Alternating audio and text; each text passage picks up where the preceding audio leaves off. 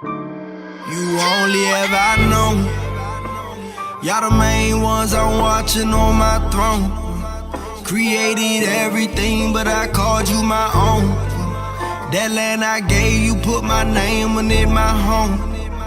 Yeah, that's my home. Israel, Abraham, Isaac, Jacob. I made a promise, can't nobody take it. I chose to put you above all the nations. Out of your graves, I chose to awaken. We made a covenant, don't you forsake it. Come get protected while they going crazy. Israel, my firstborn, my baby. Israel, my firstborn, my baby. I woke you up in your land of captivity. I do not change, I want you to remember me. Laws and commandments, I gave you the remedy. Go read the testimonies for your memory. I sent them prophets, but you wasn't hearing me. I come to you if you really come near to me. I heard your cry.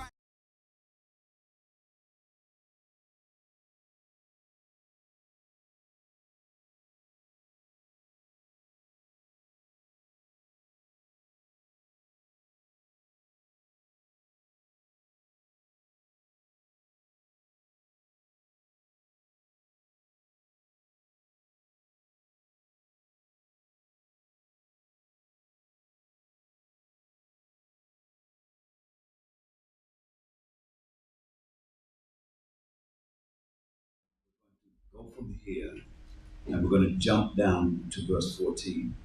Come. The book of Jeremiah, chapter 51 and verse 7. Babylon hath been a golden cup in Yahweh's hand, Right? that made all the earth drunken. All right. Now, again, if you want references to that, Revelation chapter 11, is it 11 or is it 12? Can somebody, 11 and 2. I was thinking 18 and 3. Yeah, say that again, sir. 18 and 3. Yeah, 18 and 3 and 6 will go there in a moment. But I want I said 17. 17, that's it. It's 17. You want Revelation 17? Yes, 17 and 2. Revelation chapter 17, verse 2. Good. With whom the kings of the earth have committed fornication. See? Now does it make sense? Because we've got to make sense of this thing. I won't read it and then we read it. Sounds like a good read, but we can't relate it. Now we're relating it. And so read it one more time, sir. Revelation chapter 17, verse 2. Yes, sir. With whom the kings of the earth have committed fornication. Have committed fornication, go on. And the inhabitants of the earth. And the who? And the inhabitants of the earth. And the inhabitants of the earth, go on. Have been made drunk. Have been made what? Have been made drunk. Made drunk. In other words, they're completely intoxicated by democracy. You see? Read on. With the wine of her fornication. That's the fornication. That's tied in with Micah chapter 2 and 11. Right? Everybody got that? Yes, sir. Now I want you to read verse 4, sir. Verse 4. And the woman. And who? And the woman. Now the woman, now she's the one that is dressed a certain way and has been enticing to all of the other nations. And why does it use a woman? Because she's alluring. That's right. She had, and remember, her actions are sexuality. Come. Right? And she draws and she allures. Let's read. And the woman was arrayed in purple and scarlet color. Now, why was she dressed in purple and scarlet? Can anyone tell me? You must know that. Yes, sir. You must know that. Anyone? Anyone? Anyone? Anyone? Come on, sisters. Come on, sisters. Come on, sisters. Yes, ma'am. This represents the Catholic bishops and their. Well, now it does. But who wore it first? We need. Exactly. These are our colors. Now all of a sudden, out of the blue, they're wearing it. Yes, sir. And the nations are being bamboozled into thinking this must be of God. It isn't. But read it again, Cap. Read. Revelation 17 and 4. And the woman was arrayed in purple and scarlet color. and decked with gold and precious stones. Because remember, purple are royal Hebrew colors, right? Scarlet is a royal Hebrew color. There are three colors that are king's colors. That's right. Purple is one of them, red is the other, and blue is the next. And they are the only colors that you will hear spoken about on that level in the scriptures. That's right. There's another one, but the Most High never puts emphasis on it because it is not to be drawn to. And that is the color that he himself wears. And believe it or not, he wears green. Right? Yes, he wears green. That's right. And the green that he wears, notice there's no emphasis, no focus, no hullabaloo about it through the scripture. He keeps it real quiet. But there are others, he makes a noise about it because they are drawn to it, see?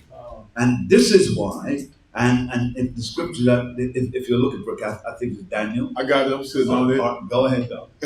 Have you got to read that? The book of Daniel, chapter 10, and verse 6.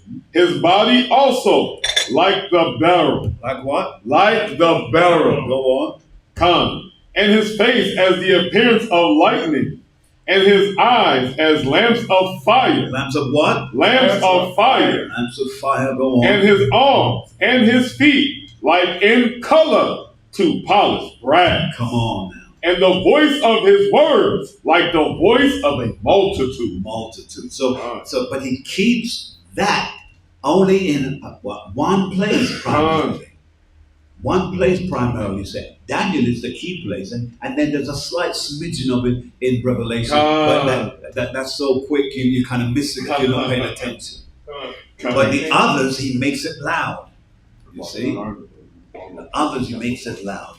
And so watch this now. So verse 4 in Revelation 17. Yes, sir. It says, and the woman was arrayed in purple, and scarlet color, royal colors, and decked with gold, go on, and precious stones, go on, and pearls, read, having a golden cup. Having what? Having a golden cup. We just read that in Jeremiah 51 and 7.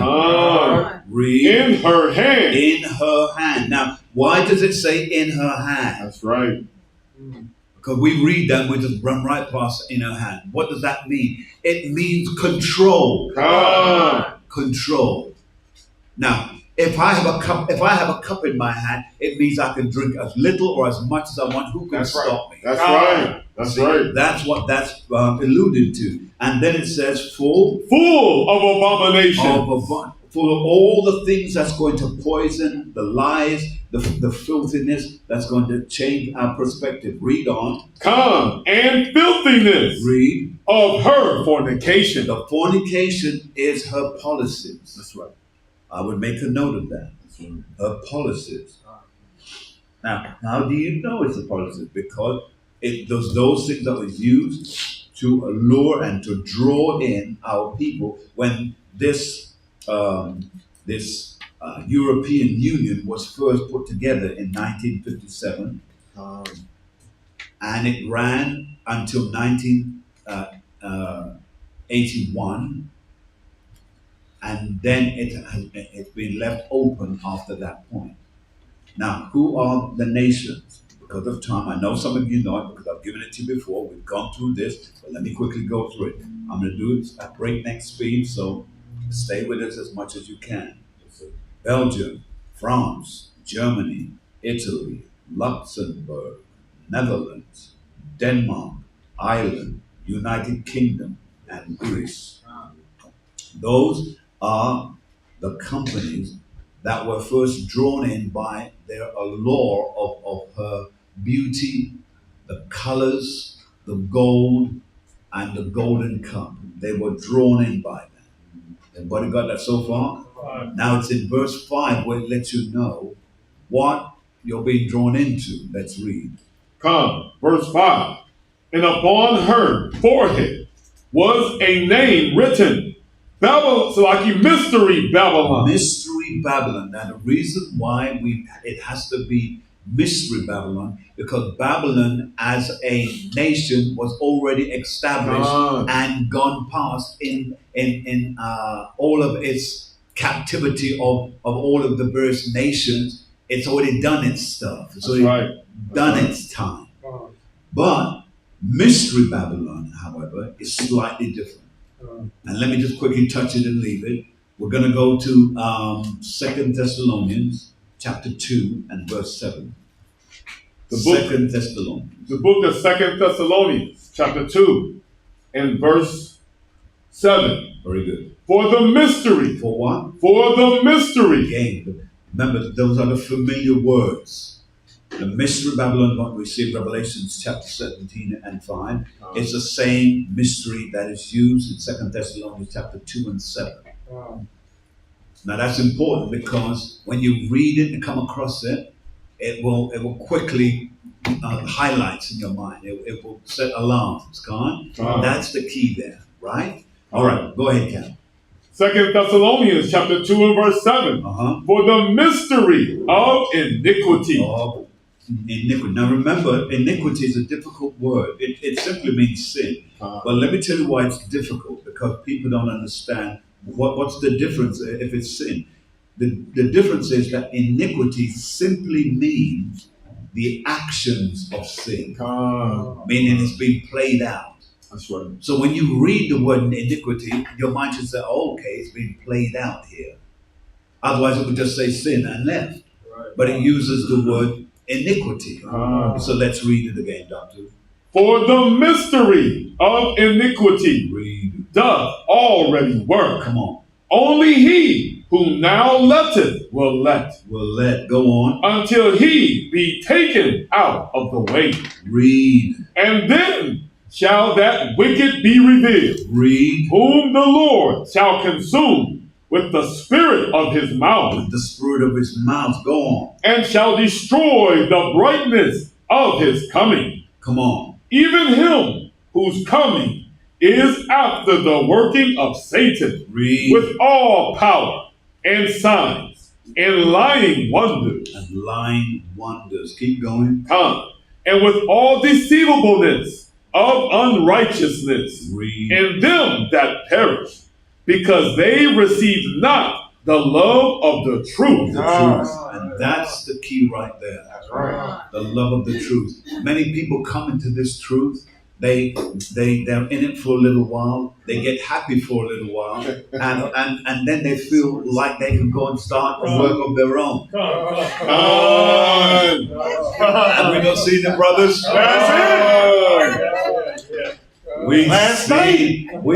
We saw brother come in here, sat, asked questions, made copious notes.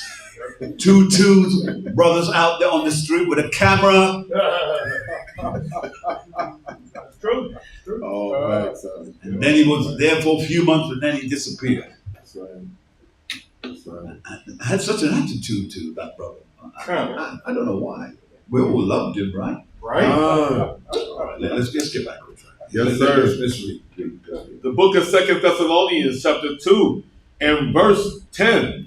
And with all deceivableness and unrighteousness in them that perish, because they received not the love of the truth. The love of the truth. That they might be saved. That you will be saved through this. That's right. And for this cause, listen now, Yahweh shall send them strong delusions. Delusions. Go on. That they should believe a lie. Come on. That they all might be damned. Who believe not the truth. Come on. But had pleasure in the unrighteousness. Let's drop that if you please. And let's just quickly go back to Revelations. I want you to read verse 5, and then we're going to shoot back to where we were. The book of Revelation. Chapters 5 and 6. The book of Revelation, chapter 17, verse 5.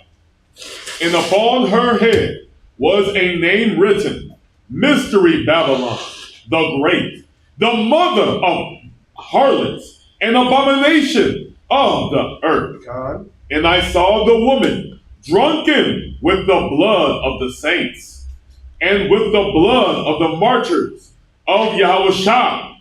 And when I saw her, I wondered with great admiration. Come. All right. And remember that the mystery Babylon, and the reason why it was mystery because it's only since, I would say, the 60s that we came into understanding that America is mystery Babylon. That's right. Okay? All right. Because before, Babylon was considered to be the UK, the Spaniards, and all of those different places. But Babylon the Great needed to step forward, and we are in it right now. Right. So with that in mind, let's go back to where we were.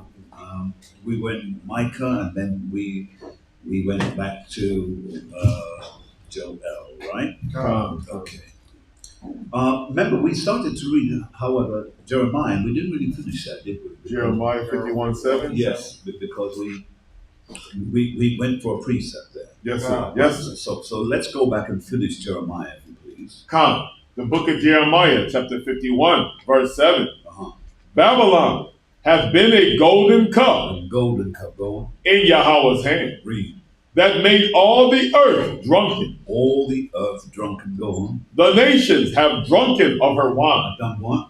Have drunken of her wine. Good. Therefore, the nations are mad. Mad because remember, her alcohol doesn't make someone necessarily drunk with merriness. It makes them mad because of the aggression that it brings out. That's right. Because remember, it brings greed. That's right. Now, let me just quickly ask this question whilst it's fresh in my mind, because we're going to jump back to verse 14. But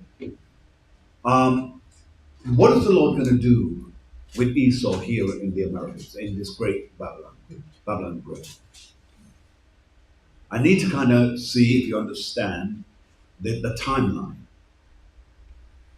For many of us, we've read the scriptures, we've studied the scriptures, we've heard various quotations, but you're in Babylon, the Great. You're in it. And it's important that you know what is going to happen to it and how does it affect you and the rest of the world. But remember, we've got to get back to Jeremiah, then we've got to get back to Joel. But it's key that we know this part. And you know why it's important? Because the scripture uses words like this. And he's going to take a remnant of the Edomites. How does that play out? America's not a remnant now. So how does it work?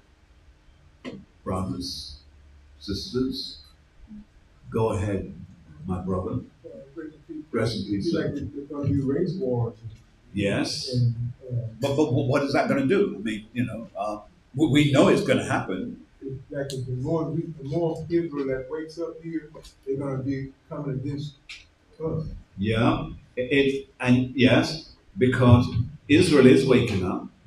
Because now we are reaching the point where we are well over, whether you wish to believe this or not, we are well over 100,000, or more than 100,000 of black men and women who have woken up to who they are as Hebrew so-called Israelites. Right? Well over that. I'm trying not to say correct numbers because you know what the enemy does with that, right? So better that we under than over. Your women, good. I just want to make sure is it just that? No, silly. More than that, but I can't say it. That's right. That's why I'm trying to get you to walk with me. So you are right, doctor, but I need you to get the crux of it. Just,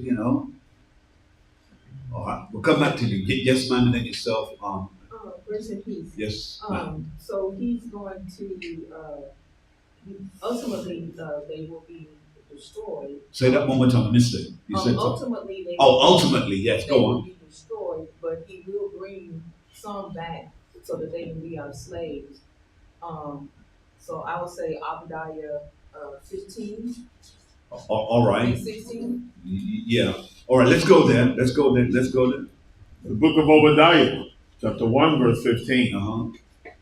For the day of Yahweh Mm-hmm. is near upon all the heathen. Uh-huh. As thou hast done, Uh-huh. it shall be done unto thee. Come on. Thy reward shall return upon thine own head. Uh-huh. For as ye have drunk upon my holy mountain, Mm-hmm. so shall all the heathen drink continually. Uh-huh. Yea, they shall drink, and they shall swallow down, Uh-huh. and they shall be as though they had not been. Uh-huh.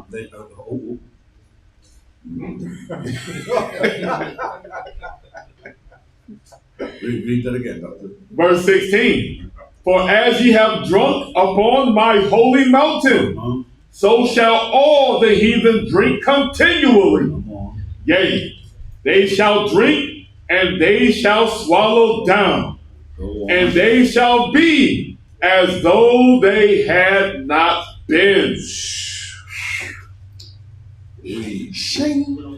But upon Mount Zion, But where?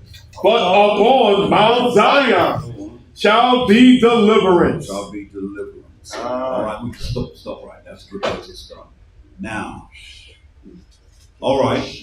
So you laid the gauntlet down, but you need to make it plain, though.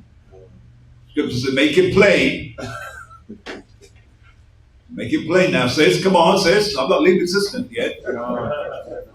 Make it plain. Double for their trouble. Yeah. Yeah. What you say is not incorrect. But I need more. All right. They will be destroyed. Yes, they will be destroyed. All right. So Esau will be destroyed, but that's not entirely true, though. 2 feet knee, they'll come back to serve forever. All right. I see where you are. I will fix that in a minute. Yes. Yes, sir. Would that be part of Jacob's trouble? No, doctor. Yes, ma'am. I was thinking how the other nations now that are congregating together against the United States Uh-huh. will come against the United States and destroy them. And those that attack them will take away from them what they have and destroy them. All right. So Destroy America itself, the land itself will be polluted from the other nations coming to fight. I'll come back to you in a moment. Yes, doctor. Yes, sir. Grace and peace to you, doctor. I'm sorry. What did you say?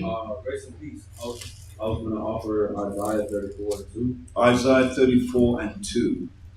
Well, let's see.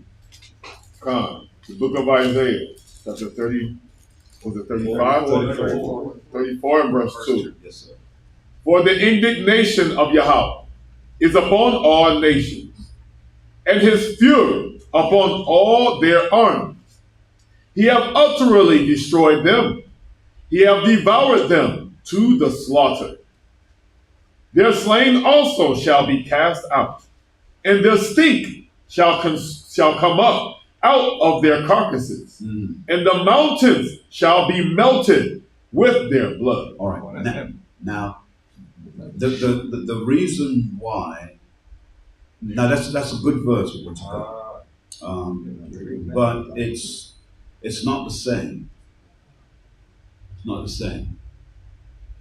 You see, and that's what I'm trying to explain. I've got 4 pages holding. All right, so let's drop that one. Yes. So here's what we've got to understand. Is that now back to Sister Dolores.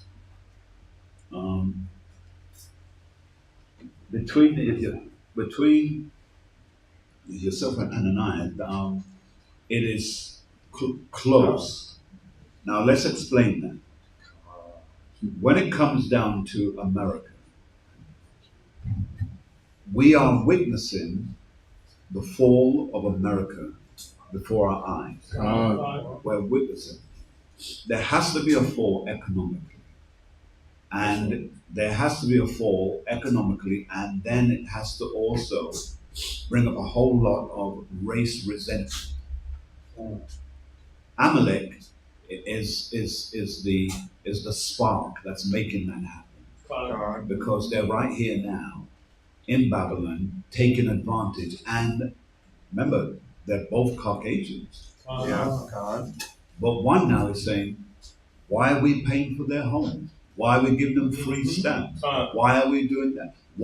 And who is making that happen when there's a neighborhood of so-called Edomites who aren't getting any support like Amalek? They're now saying it. Remember, they were brainwashed into believing, don't say nothing bad about Amalek. Now they've reached a point where they don't give up. That's right. And so now they're in a situation where they're making even Amalek feel nervous. But the main point that the two of you said, which I think is noteworthy, America is going to be utterly destroyed. Yes. And how do we know that that's going to be utterly destroyed? It's because Yahushua is the one who's going to come and do it. Now you see when we read the scripture where it says, who is he who comes from Edom, I'm paraphrasing, of course, with dyed garments in blood, who's walking through the wine press. Now that is Yahushua. He's going to come back and he is going to destroy America. Have you got that scripture for me? Who's he who comes from Edom, dyed garments? Yes, sir. Grace and peace. Thank you so much. So, Isaiah 63, let's read that now. And let's see what it actually says. The book of Isaiah, chapter 63 from the top. Now, the who, let's make that clear now so everybody gets it. If you don't know who the who is, it's Yahushua. So where that word who is, you should put a circle around it and put Yahushua. You got it? And then it says who, so Yahushua is Who? Yahushua is this that cometh from Edom. Come on. With dyed garments from Basra. Basra means the capital. America right now is the capital of the world, meaning it's the world police. Go on. Come with dyed garments from Basra. Read. This that is glorious in his apparel. Come on. Traveling in the greatness of his strength. Now, why does it say that? Because that ties in with the scripture that says when he comes and he cracks the cloud asunder, meaning he opens up a portal, because he can't come from outer space because there's water above us. So he's going to open up the space and the chariots are going to flood through. When the chariots flood through, Yahushua will be there and everyone will see him.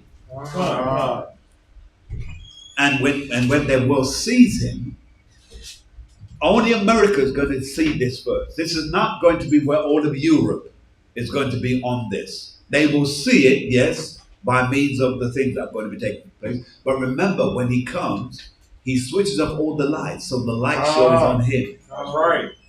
And when he turns up, his whole purpose is to do damage. That's why when we read here, who is he that cometh from Edom with dyed garments from Basra? This that is glorious in his apparel, traveling in the greatness of his strength, meaning that all the chariots and the hosts of heaven will be with him. Mighty to save. So now that's his agenda. He's coming to save, destroy, and to save. Right.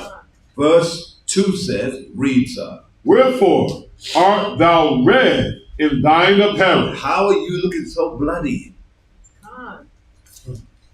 We saw you before and you looked pristine, but remember he said this, I will not meet thee as a man.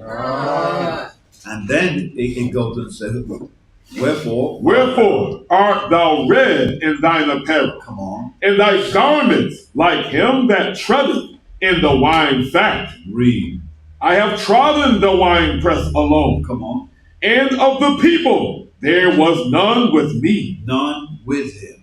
Go on, For I will tread them in mine anger, come on, and trample them in my fury, come on, and their blood shall be sprinkled upon my garments, come on. and I will stain all my raiment. See? Because remember, he wasn't like that before. Go on. For the day of vengeance The what? The what? For the day of vengeance. Day of vengeance. Go on. Now, and the reason why I use the word day of vengeance is because he's coming specifically to kill Edom. Come. So you got to get it in. So any of you talking about, we have to love our brother. Behave. You read too much romantic novels instead of reading scriptures. And you missed it. And so watch this now, read. For the day of vengeance is in mine heart. Is where? In mine heart. In my mind. Go on. And the year of my redeemed is come. And the year of his redeemed. Why does it say that? Because it's going to be a parallel of months that's going to take place with all of this that's going to happen.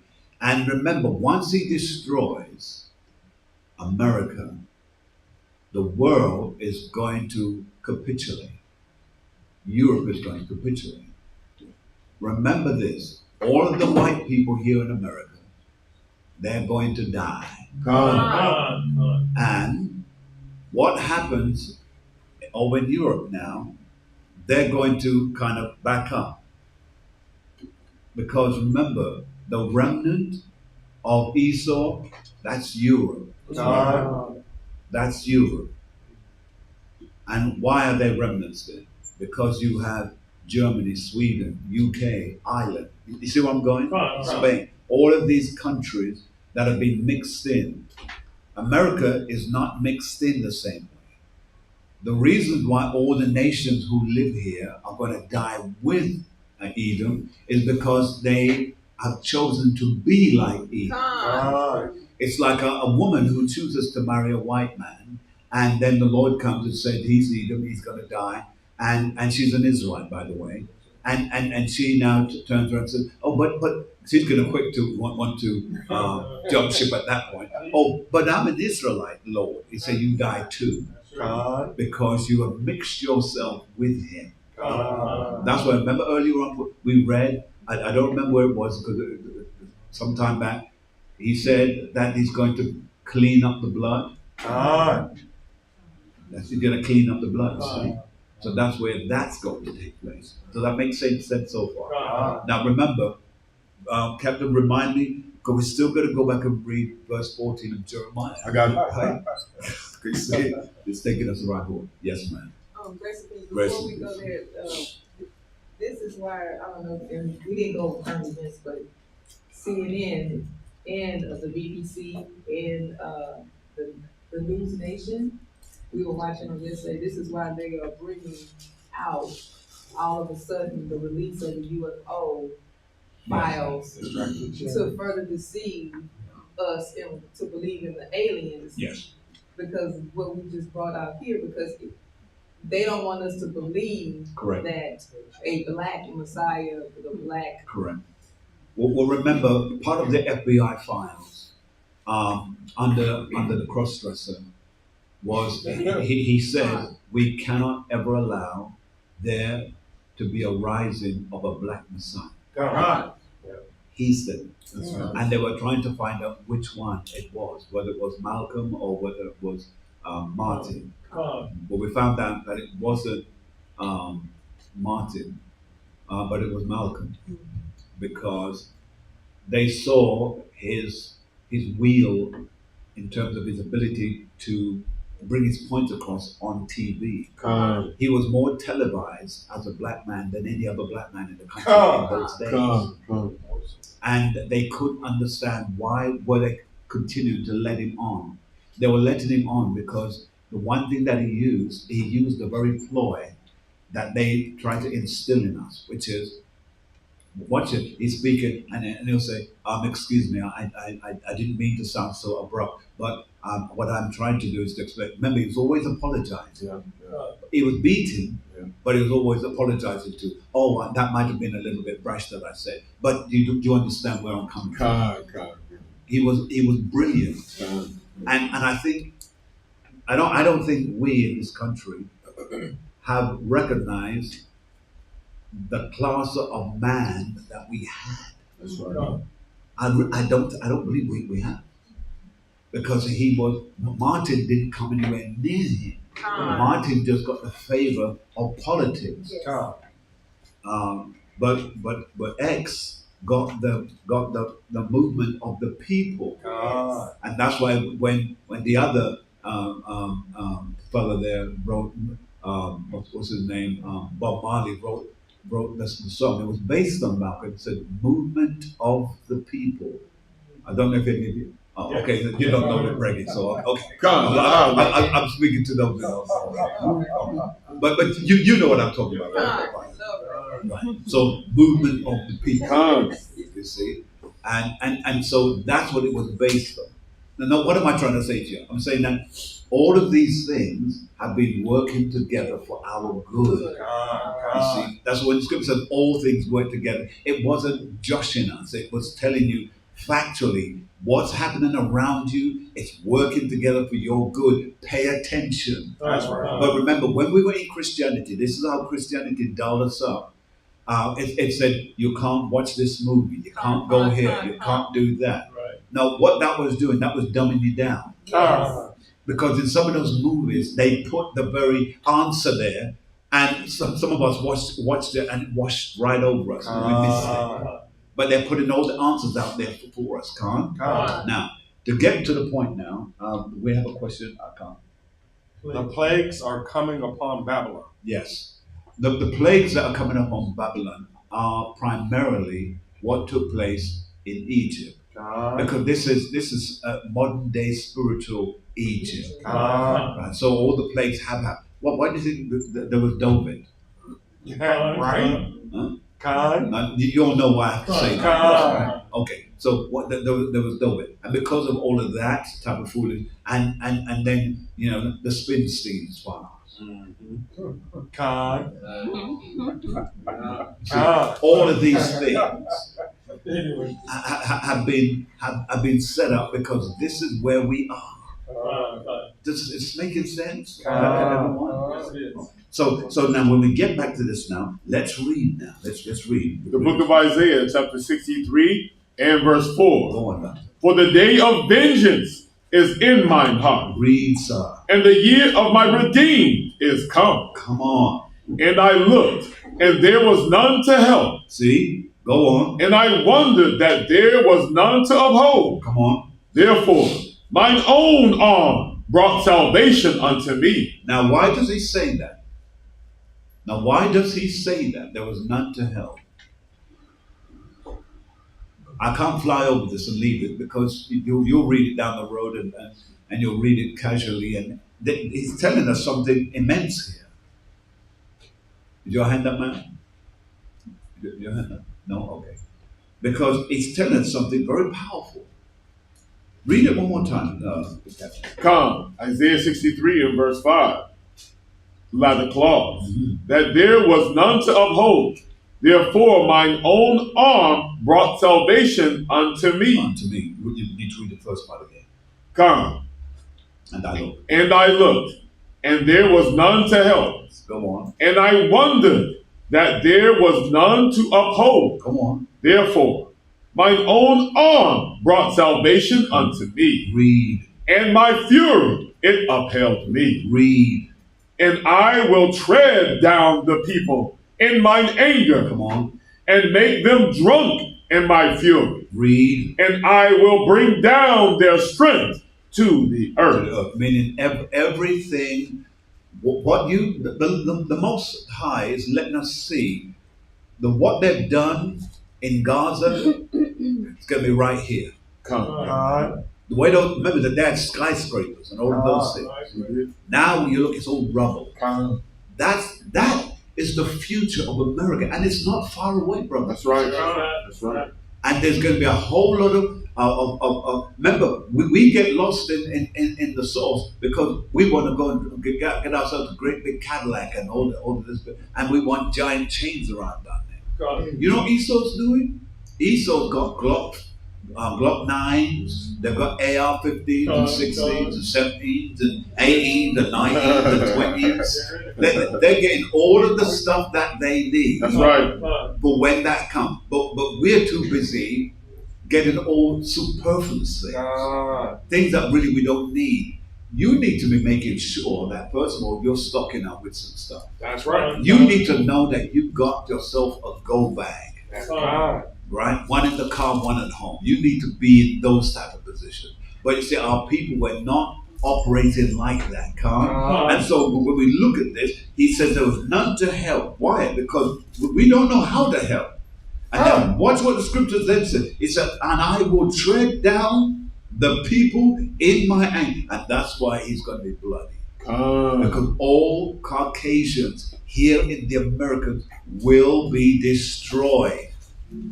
And if you're overly sensitive, get over it. Because we have some of our brothers in camps now trying to turn the whole gospel, the whole truth into something else so that their mothers can become part of this truth. How crazy is that? This is how far we're going here. But let's read on.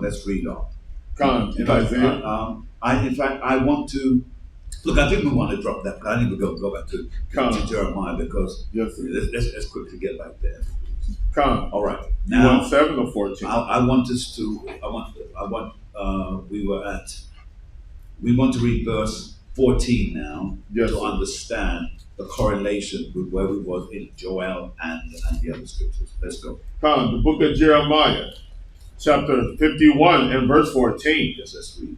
Yahweh of hosts hath sworn by himself, saying, surely I will fill thee with men. With who? With men. Read. As with caterpillars. As with what? As with caterpillars. That's what we just read in Joel, right? And then it says, and they shall lift up a shout against thee. Against thee. All right, so we've got that now. Good.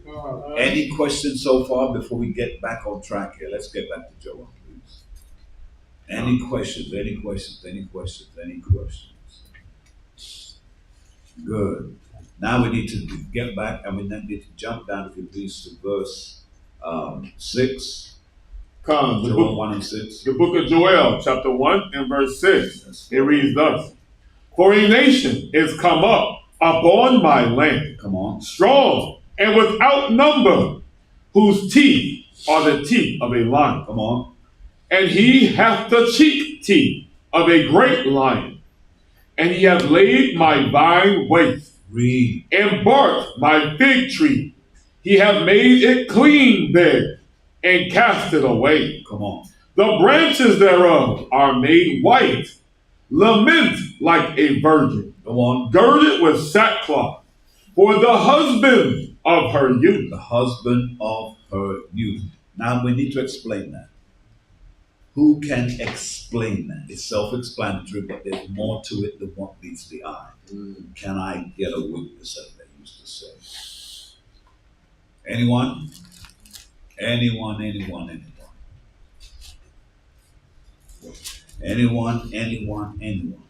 Let's line up Isaiah 22 in readiness, if you please. Yes, sir. Oh, okay. You said 22, I was going to go to verse 12. Yes, sir. Yes, sir. Yes, sir. That's where it is. 22 and 12, sir. Let's go. The book of Isaiah, chapter 22 and verse 12. And in that day. In what day? In that day. All right, so specific. Go on. Did Yahweh of hosts call to weeping. Come on. And to mourning. All right. And to baldness. And to girding with sackcloth. With what? and to girding with sackcloth. Read on. And behold, joy and gladness, saying, slaying oxen and killing sheep, eating flesh and drinking wine. Read on. Let us eat and drink, for tomorrow we shall die. Read. And it was revealed in mine ears by Yahweh of hosts. All right. Now, let's just test your Bible. Where did we read, eat, drink, and be merry, for tomorrow we may die? Where did we read that? To help you out, this New Testament. Yes, sir.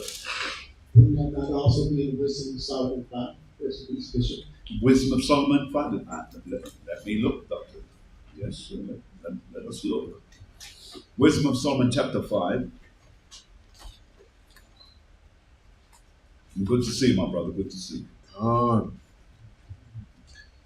right, Wisdom of Solomon 5. Let's read. And what verse did you have in mind, Doctor? All right. Okay, let's Wisdom of Solomon 5. Begin at the top, Doctor. Yes, sir. The book of Wisdom of Solomon, page 60, chapter 5 from the top. Then shall the righteous man stand in great boldness before the face of such as have afflicted him. Come on. And made no account of his labors. Read. When they see it, they shall be troubled with terrible fear, and shall be amazed at the strangeness of his salvation, so far beyond all that they looked for.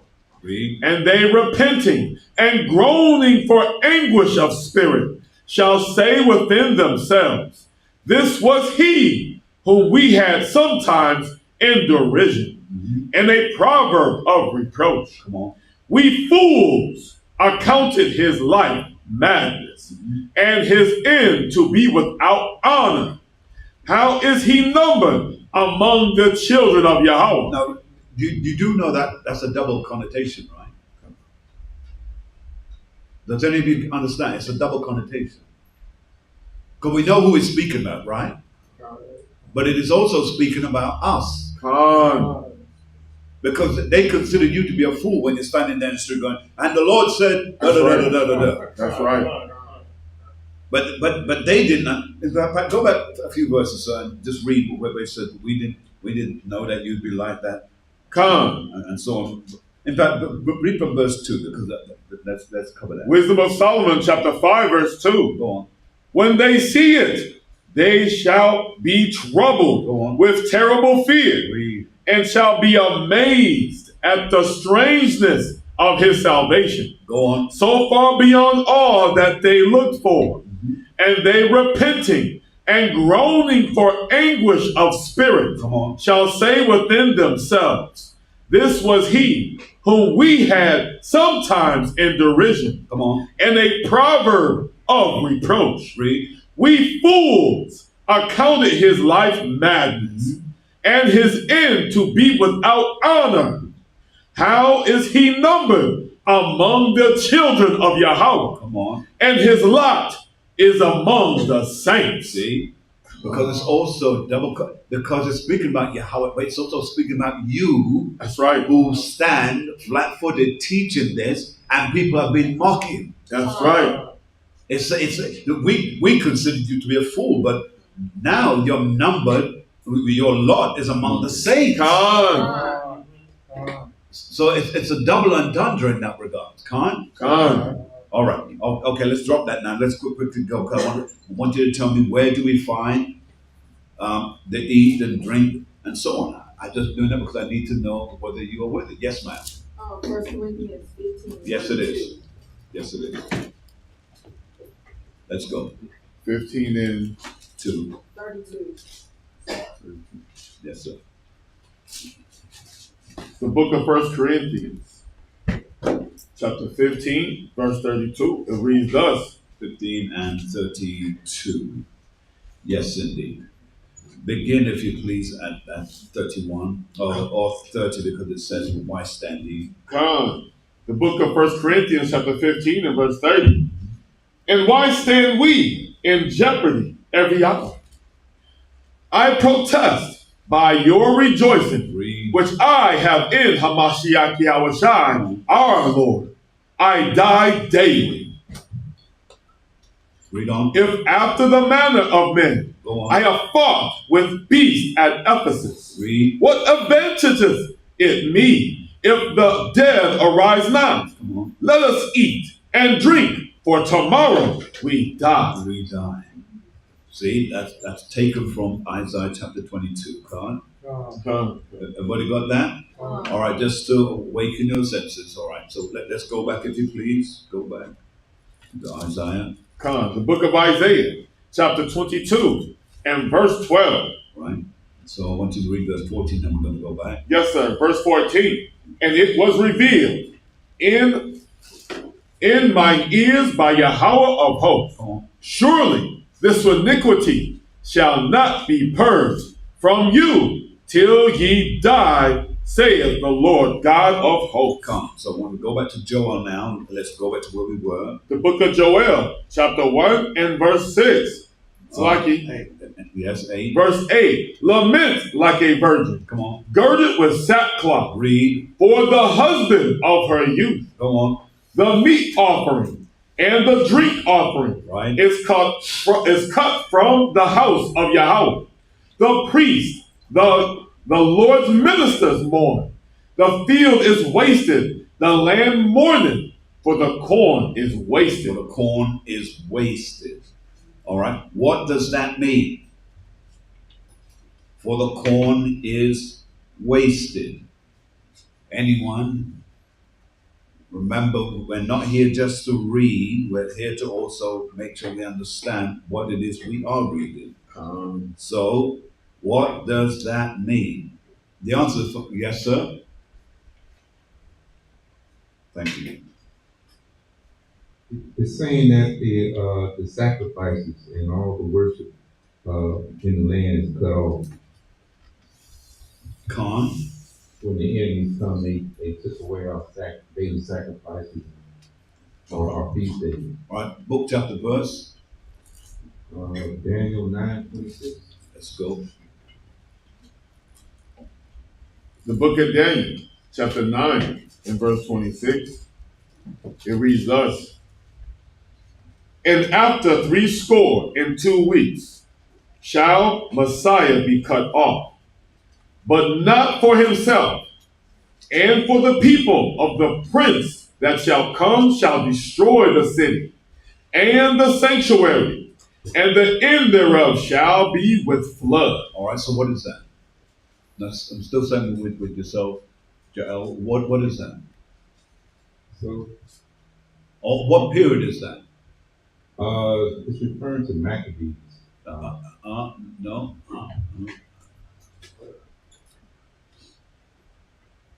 It's a double meaning. Yes, it is. About yes, it is. And him taking away the sacrifice. It's also speaking about the Maccabees when they defiled our temple. Correct. But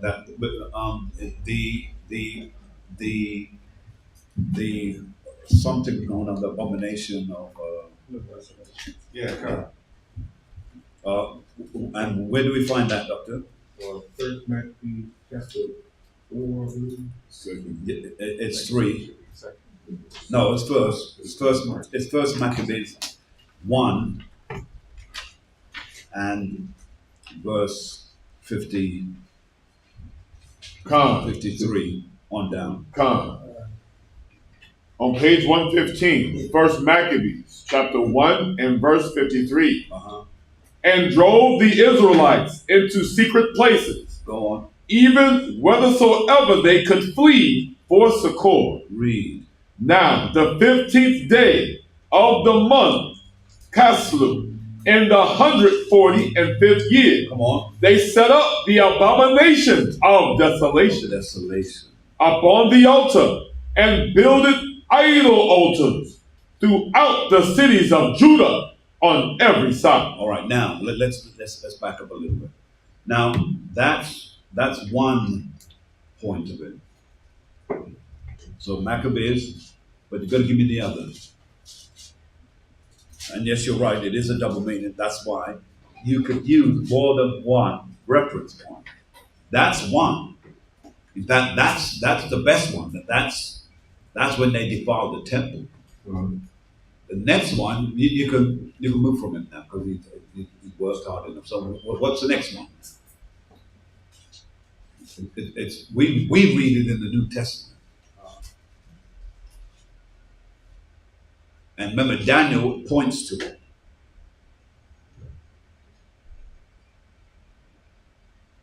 It was the time when the Romans came.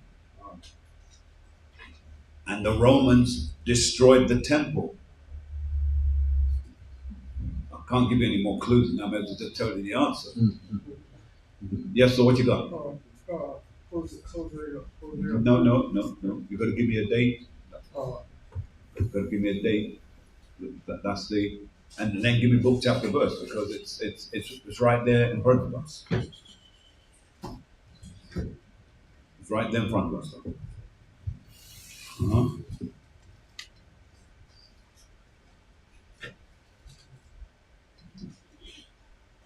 Anyone? Yes, what you got? We're talking about 70 AD. You might be able to find that in Luke. I think Luke 21, you might find it. It is 70 AD.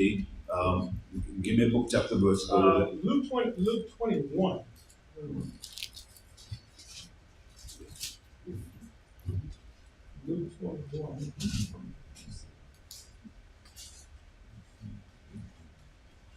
All right. Now, let's read what you got. Luke 21, what, sir? But we can't wait this out for you. You better give me something. All right, sir. Okay. All right. I'll pass on this out. All right. Your way forward would have been. Yes, ma'am.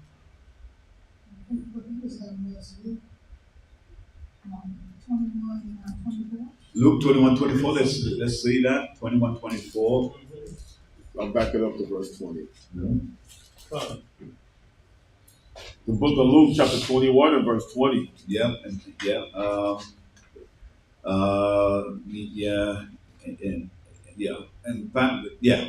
sir. Kick it up there. Come, Luke chapter 21 and verse 20. And when ye shall see Jerusalem compassed with armies, then know that the desolation thereof is nigh. Go on. Then let them which are in Judea Go on. flee to the mountain. Do what? Flee to the mountain. Flee to the mountain. Now remember, this has happened once. It has happened twice. And the third time is going to happen. And whose time do you think that's going to happen in? Come. Ours. We're the ones where the third time is going to take place. When hell breaks loose, guess what you're going to do? You're going to get out of Dodge. Right? Flee to the mountain. Flee to wherever. Now, when you read it though, because we need to read that. Read it good for me, please, Cap. The book of Luke, chapter 21, verse 20. Yes. And when ye shall see Jerusalem compassed with armies. With what? With armies. Read. Then know that the desolation thereof is nigh. Then let them which are in Judea flee to the mountains. Now remember, when this happened, it was 7 years. So I don't want you to think that this happened for a couple of months. It's 7 years. Now remember, that's what we have to keep in mind. That when hell comes to happen to us, we don't know how long it's going to happen, but how long it's going to happen, you're going to have to be prepared. You're going to have to be prepared to walk miles, hide in bushes. If you thought you couldn't hide in a cave, we'll soon see. We'll soon see. It's too dark in there, I don't know if the snake's there. You would rather the snake in that thing than my man walking up with a shotgun. That's right. So what I'm trying to get you to understand, it's coming. That's right. And there's no alternative to it. Yes. And so when we read this now, it said, it's like you read it again, Cap. Come, verse 21. Go on. Then let them which are in Judea flee to the mountain. Read. And let them which are in the midst of it depart out. And let not them that are in the countries enter thereinto.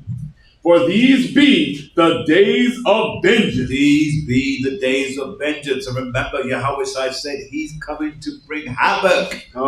Read. That all things which are written may be fulfilled. May be fulfilled. Go on. But woe unto them Go on. that are with child, In that season. Go on. and to them that give suck in those days. Read. For there shall be great distress in the land, Come on. and wrath upon this people. Come on. And they shall fall by the edge of the sword, Read on. and shall be led away captive Yes, sir. into all nations. Read. And Jerusalem shall be trodden down of the Gentiles, until the times of the Gentiles be fulfilled. Now remember, that ties in with Ezekiel chapter 36 and 5. Come on. So make sure you note that. And when it uses the word Gentiles here, it's speaking specifically about an order of Gentiles. That's Esau. Everybody good there? Now, in order to bring you into a better understanding, I want you to go. I want you to go back to Matthew. Please go to Matthew. Yes, sir. Matthew 24. I want you to begin reading, if you please, from verse 4. So we want to hear what Yahweh has to say there. Go on. The book of Matthew, chapter 24, Salaki, chapter 24 and verse 4. And Yahweh answered and said unto them, Come on. Take heed that no man deceive you. Now this, he's telling us straight, pardon the pun, straight from the horse's mouth. Right. He's telling us it. So, and notice it's in his red writing, so we know it's him. And he's trying to make you be very aware that this is going to happen for real. Now remember, it happened before with the Maccabees.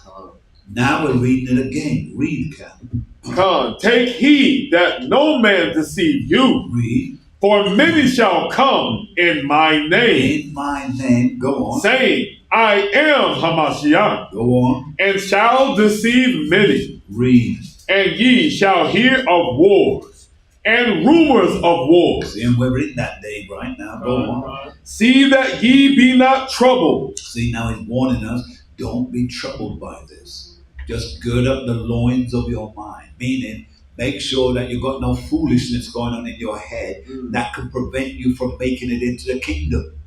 Read. For all these things Read. must come to pass. Notice, he didn't say it could, he said it must. Come. That means that whatever you've heard that's going to happen is going to happen, and you must be prepared to do what needs be. Come. Read. But the end is not yet. And then he tells you, this is not the end yet.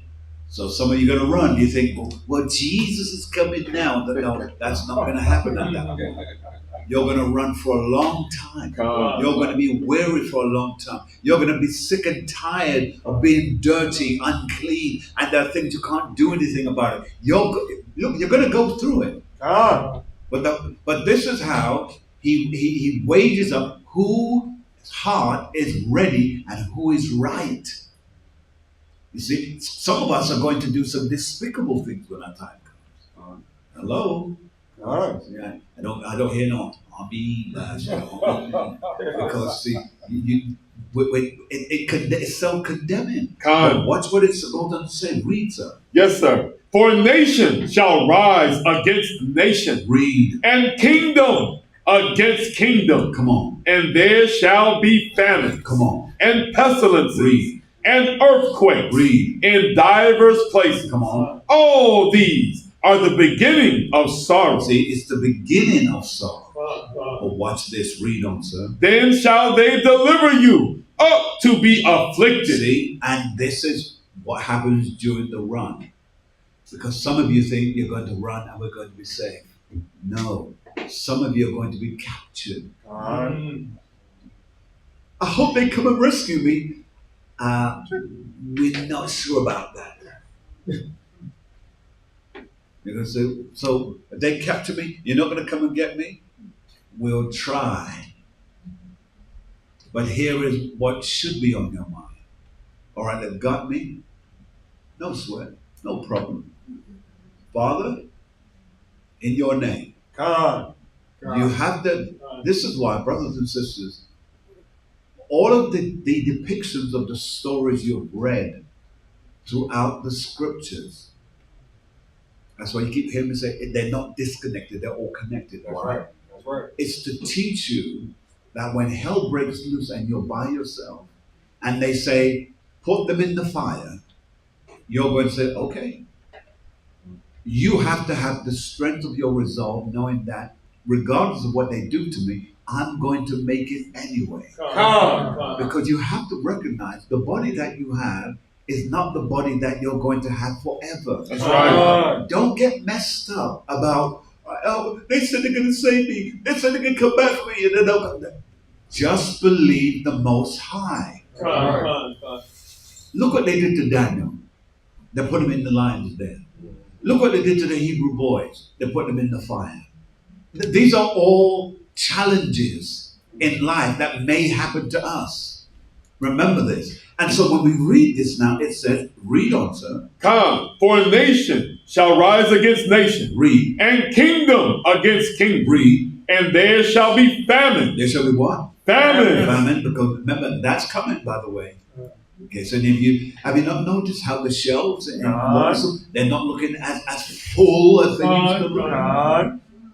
Are you not noticing that even, remember, once upon a time, at the end of the day, certain things they would keep or even put in the positions of people get. Now they're actually butchering and breaking the eggs and throwing away the meat and doing all of those type of things.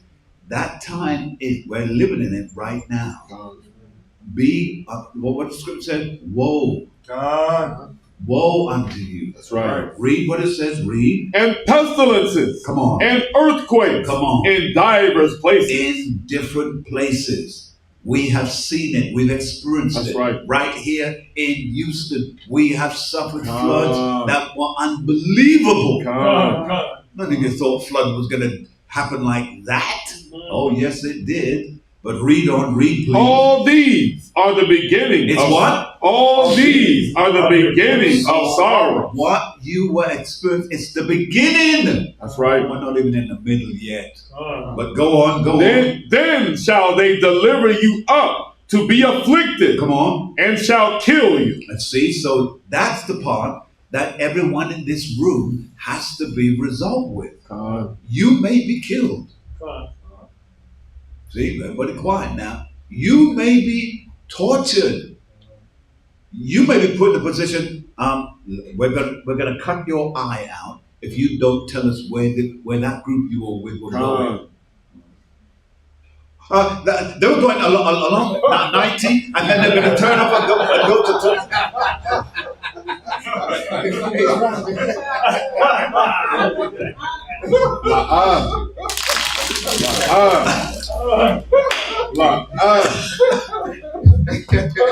Father, have mercy. It's so quick they gave up on you. All right, yes, sir. Yes, go ahead. Grace and peace, sir. Grace and Second Maccabees 14:42 in regards to that. Yes, sir. Second Maccabees.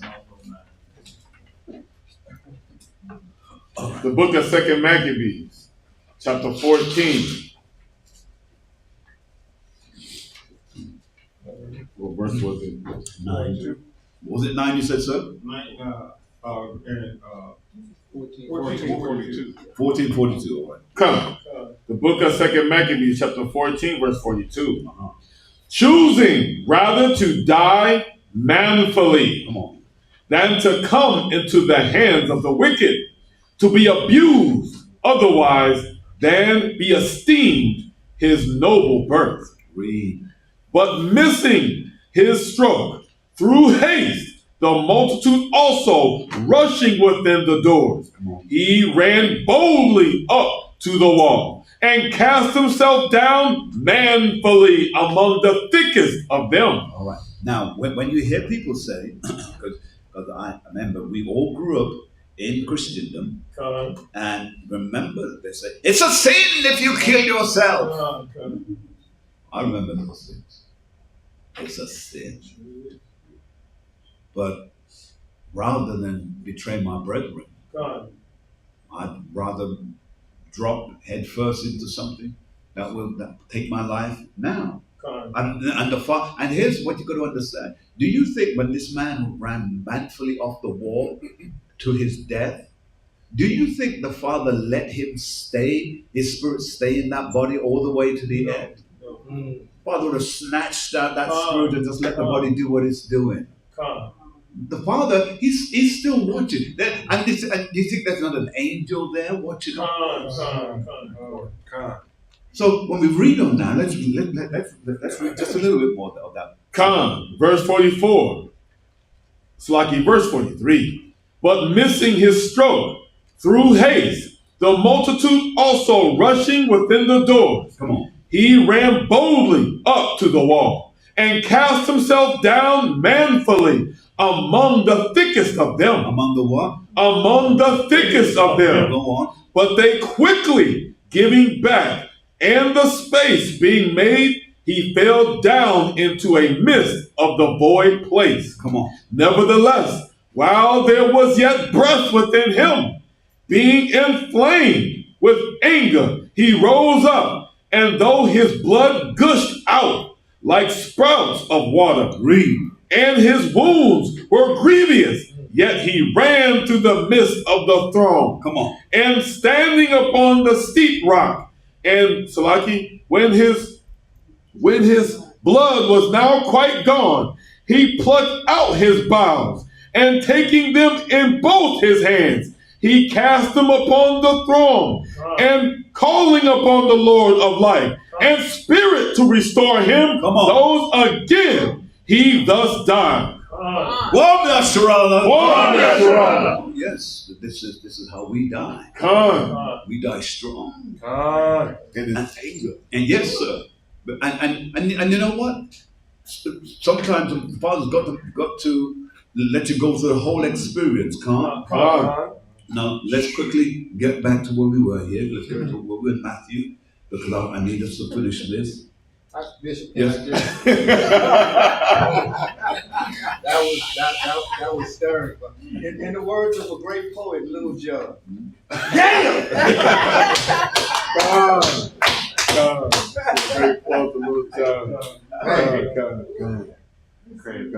Any questions for anyone else? Oh yes. Oh yes, indeed. That's very much the Lord, dog. Absolutely. Again, oh yes, ma'am. Yes, ma'am. Yes, ma'am. Grace and peace. 2nd Ezra 16 and 18. Say it again, ma'am. 2nd Ezra 16 and 18. Yes. The book of 2nd Ezra, chapter 16 and verse 18. The beginning of sorrows and great mourning. The beginning of famine and great death. The beginning of wars, and the powers shall stand in fear. And the beginning of evils. What shall I do when these evils shall come? Both, behold, famine and plague, tribulation and anguish are set as scourges for amendment. Let's go further by reading what we have here in Matthew. Yes, sir. Because I think what I'm trying to conclude with this is that what happened in what Daniel prophesied happened with the Maccabees. Then it happened again in 70 AD, and it's going to happen again with us. So let's read on, if you please. I think we're at 13. Yes, sir. The book of 2nd Ezra, chapter 6. No, Slaki, Matthew. Salakia. The book of Matthew, chapter 24. And we left off at... we read 13. Verse 13? Yeah, we go. Matthew, chapter 24 and verse 13. But he that shall endure unto the end. And do what? Endure until the end. And that's what our brother did. he endured to the end, Come. in spite of the fact that his body was completely smashed, and yet he held himself and said, "Endure to the end." Go on. The same shall be saved. See, you will be saved. You see. Now, the reason why we're going to get our minds into this, because you've got to feed yourself with the substance now. Because when it happens, I wonder what I should do. No, you should already know what you're going to do. And so when we read, it says, "And this gospel of the kingdom," 14. "And this gospel of the kingdom Read. shall be preached in all the world Come on. for a witness unto all nations. Read. And then shall the end come." Read. Come. "When ye therefore shall see the abomination of desolation, Read. spoken of by Daniel There it is. the prophet, Go on. stand in the holy place. Whoso readeth, let him understand." Let him do what? Let him understand. Read. "Then let them which be in Judea Come on. flee into the mountains. Flee into the mountains. Go on. Let him which is on the housetop Come on. not come down Read. to take anything out of his house." So you can't take anything with you. Doesn't matter how nice that ottoman is. It stays where it is. Read. "Neither let him which is in the field return back to take his clothes. Come on. And woe unto them that are with child, Read. and to them that give suck in those days." In those days. Does that make sense, everyone, so far? Ah. Right. So we get that. Now, what I want to do, if you please, I feel as though I want to segue into what will happen to the wicked, right? Because I think that's a point. Where were we? Let's go back to Job just for a quick minute, so because I would like to.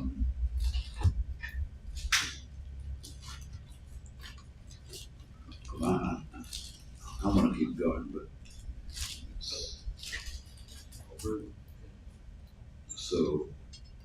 but I want to use it to also introduce the suffering of the wicked, because we need to know what's going to happen. Bring it out. In that regards. So here, where were we? We at verse 8, were we? Where it says lament. Yes, sir. Go ahead. The book of Joel, chapter 1 and verse 8. "Lament like a virgin girded with sackcloth. Come on. For the husband of her youth. The husband of her youth. Go on. The meat offering and the drink offering Yes. is cut off from the house of Yahweh. Read. The priest, the Lord's ministers mourn. Go on. The field is wasted. The land mourneth, for the corn is wasted. The corn is wasted. Keep going. The new wine is dried up. The oil languisheth. Be ye ashamed. Now, when it says here, the new wine is dried up and the oil languishes, what is that facility? What is that speaking of? Can anyone tell me? Can anyone tell me? Yes, sir. In Deuteronomy chapter 14, it tells you to tithe the tenth of your corn and the wine for the Levites. Yes, and that is so, but give me another connotation. Give me another version of the same, but not quite about, but omit the idea of giving it to the Levites at this point. In fact, read it again, Captain, to give spark his thoughts. Come, the book of Joel, chapter 1 and verse 9. In verse 9. The meat offering and the drink offering is cut off from the house of Yahweh. From the house of Yahweh. In fact, Because remember, we read about the lamenting of the virgin and so forth. And then we would read about the meat offering. And then it says that the house of the Lord, the priests and the Lord's ministers mourn, right? Now, then we go to verse 10, where it says the field is wasted. The field is wasted. The land mourneth, for the corn is wasted. The corn is wasted. Now, to understand that, in fact, let me just give you a clue. Run, if you please, to, bear with me. Run, if you please. I want to go to, let me see. Is it Isaiah? I want, go to Isaiah 22, sir. Isaiah 22 and read verse 12. Yes, sir. The book of Isaiah, chapter 22 and verse 12. And in that day did Yahweh of hosts call to weeping, and to mourning, and to baldness, and to girding with sackcloth. And behold, joy and gladness, slaying oxen, and killing sheep, eating flesh, and drinking wine. Let us eat and drink, for tomorrow we shall die. We shall die, yes, because we read that earlier. Then we went to read that in 1 Corinthians chapter 15 and 34 or wherever. Now, drop that then and run. Bear with me. If you would, Pastor. Yes, sir. How about jumping the chapter over to 23? Go ahead. Reading verse 8 down. Okay, let's go. It's the book of Isaiah, chapter 23 and verse 8. I'm sorry. Hold slack down. No, 24. Slack down. 24. In verse 8. Come. Let's read. The book of Isaiah, chapter 24 and verse 8. It reads thus. The mirth of tabrets ceaseth. The noise of them that rejoice endeth. The joy of the harp ceaseth. Go on. They shall not drink wine with a song. Go on. Strong drink shall be bitter to them that drink it. Read. The city of confusion is broken down. Every house is shut up. Every house is shut up that no man may come in. Come on. There is a crying for wine in the streets. All joy is darkened. The mirth of the land is gone. All right. Good. Yes. Now that's what I want. That's what I want. Now, let's just so to make everybody clear, read 10, 11, and 12 again. The city of confusion is broken down. See that? Go on. Every house is shut up, that no man may come in. Read. There is a crying for wine in the streets. Go on. All joy is darkened. Go on. The mirth of the land is gone. Yes. In the city is left desolation, and the gate is smitten with destruction. Now, when we go back now, and we to Joel chapter 1, and we read verse 10, now we'll see what it is trying to push forward. Let's read. The book of Joel, chapter 1 and verse 10. Yes. The field is wasted. The field, it tells us here, is wasted. Is that what it says here? The field is wasted. It's in ruin. Go on. The land mourneth. And the land what? Mourneth. And the land mourneth. Go on. For the corn is wasted. The corn is wasted. Everybody agreed with that? Right? Everything's now been destroyed. Go on. The new wine is dried up. And it says the new wine is dried up. That's what it tells us there. Everybody in agreement with that? All right. Hold that for me just for a quick moment. I want us to go to Isaiah chapter 24. Yes. And let's read it again. Verse 7. Yes, sir. Isaiah chapter 24 and verse 7. The new wine mourneth. The vine languisheth. The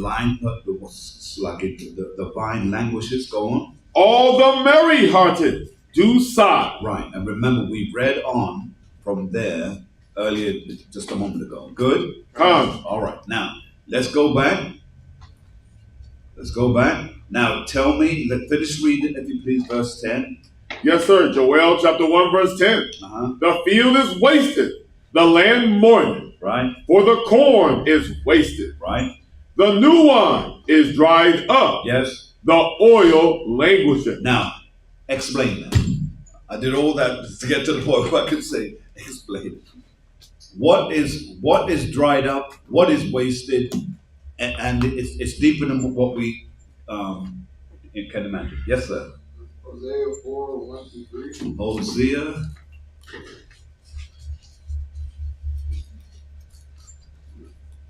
Go ahead. The book of Hosea, chapter 1, verse 4.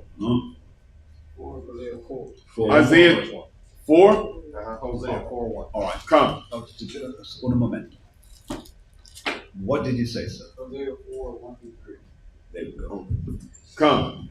Hosea chapter 4, verse 1 through 3. Hear the word of Yahweh, ye children of Israel. Come on.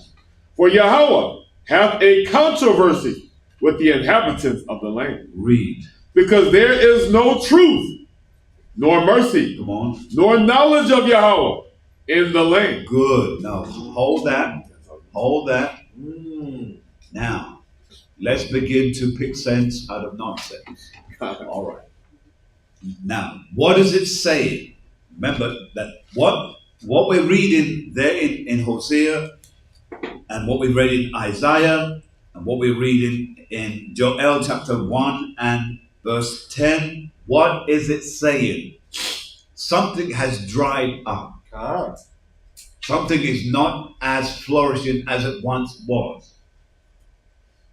Yes, sir. No, sir. Go ahead. It's like the same oil in Matthew 25. The same oil. Go on. Let me not interrupt you because you look like you're on the floor there. So the same oil in Matthew 25, I saw in Hosea 4, because it's talking about there's no truth or knowledge of God in the land. So, Come on. Everybody got that? Right. So let's, now we have to do some deep, we're going to go there. Right? Is everybody with us? Sisters, you with us? All right. All right. Where you at, sir? Where's that question? A question. Can it hold just for a moment? All right, because I want to stand the train. Yes, sir. Amos 11:12. Amos 11 and 12. Amos 8:11. All right. So let's look at Amos before we get there, just to make sure that we're right. The precept? Yes, sir. Oh, go ahead. The book of Amos, chapter 8, verse 11. Behold, the days come, saith Yahweh, that I will send a famine in the land. Come. Not a famine of bread. Yeah. Nor a thirst of water. Yes.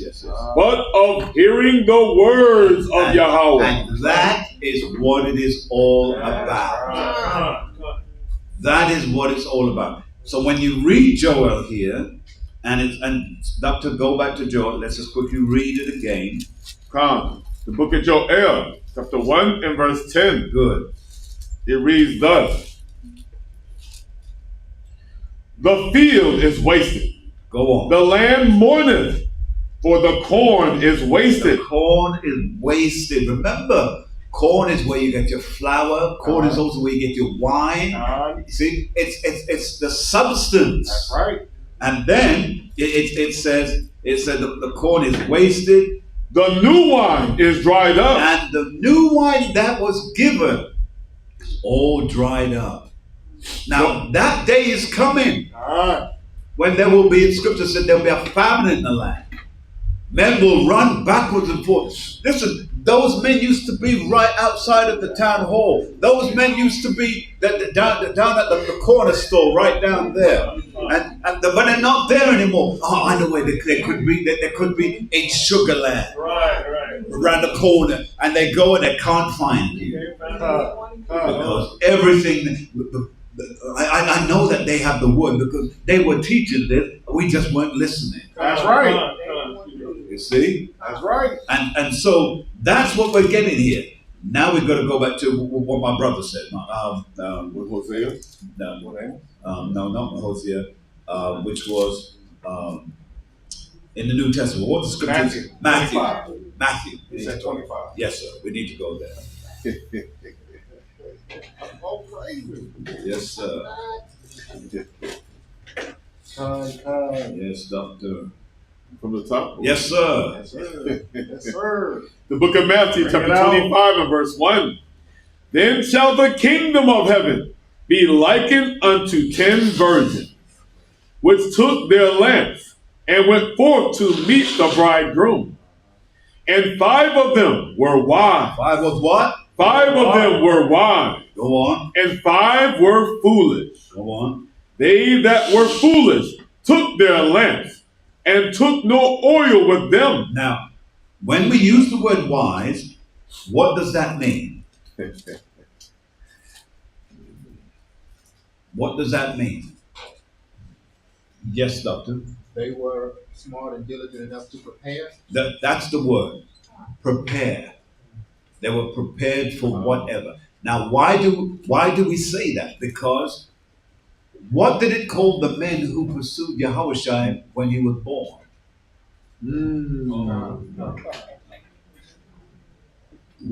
What did they call them? No, there weren't 3. It was a barrage of them. It was a barrage. And the reason why we know it was a barrage, because when they came into the city, it was noise abroad. Everybody woke up. The king woke up. What's that? And then when he saw the caravan, all of them, he said, what are you looking for? Now he got his throne, his position was threatened. That's right. See? So now remember, everything that Esau taught us, it's a lie. That's right. Right? That's what they taught me at school, 3 wise men. Yes, what you got? Matthew 2 and 1. Matthew 2 and 1. All right, let's go there quickly, please. And then we're going right back because we need to fit that parable of the virgins there. God. That we got to swallow that I up. gotta somehow. bring that out. That's right. It's the book of Matthew, chapter 2 from the top. Now when Yahushua was born in Bethlehem Come on. of Judea, in the days of Herod the king, behold, there came wise men. Wise men. Now you understand why they were prepared. How were they prepared though, Pastor Thompson? They had a caravan full of stuff. They don't know who it was or what it was, but they knew they couldn't go empty-handed. Let's read. Come, behold, there came wise men from the east to Jerusalem. To Jerusalem, go on. Saying, where is he that is born king of the Jews? And that messed up Herod like he would not. Read, sir. For we have seen his star in the east. In other words, they saw his chariot. That's right. Read. And are come to worship him. Come on. When Herod the king had heard these things, he was troubled, and all Jerusalem with him. Go on. And when he had gathered all the chief priests and scribes of the people together, Come on. he demanded of them where Hamashiach should be born. Should be born. Read. And they said unto him, in Bethlehem of Judea. Come on. For thus it is written by the prophet. By who? By the prophet. By the prophets. Come on. And thou, Bethlehem, in the land of Judah, art not least amongst the princes of Judah. Come on. For out of thee shall come a governor that shall rule my people Israel. Israel. Come. That's words about Herod. Yes. So let's go back to Matthew 25. Come, the book of Matthew, chapter 25 from the top. Salaki, verse 2. And 5 of them were wise. Yes. And 5 were foolish. Come on. They that were foolish took their lamps and took no oil with them, but the wise took oil in their vessels. They were prepared. Go on. With their lamps. While the bridegroom tarried, they were all slumbered and slept.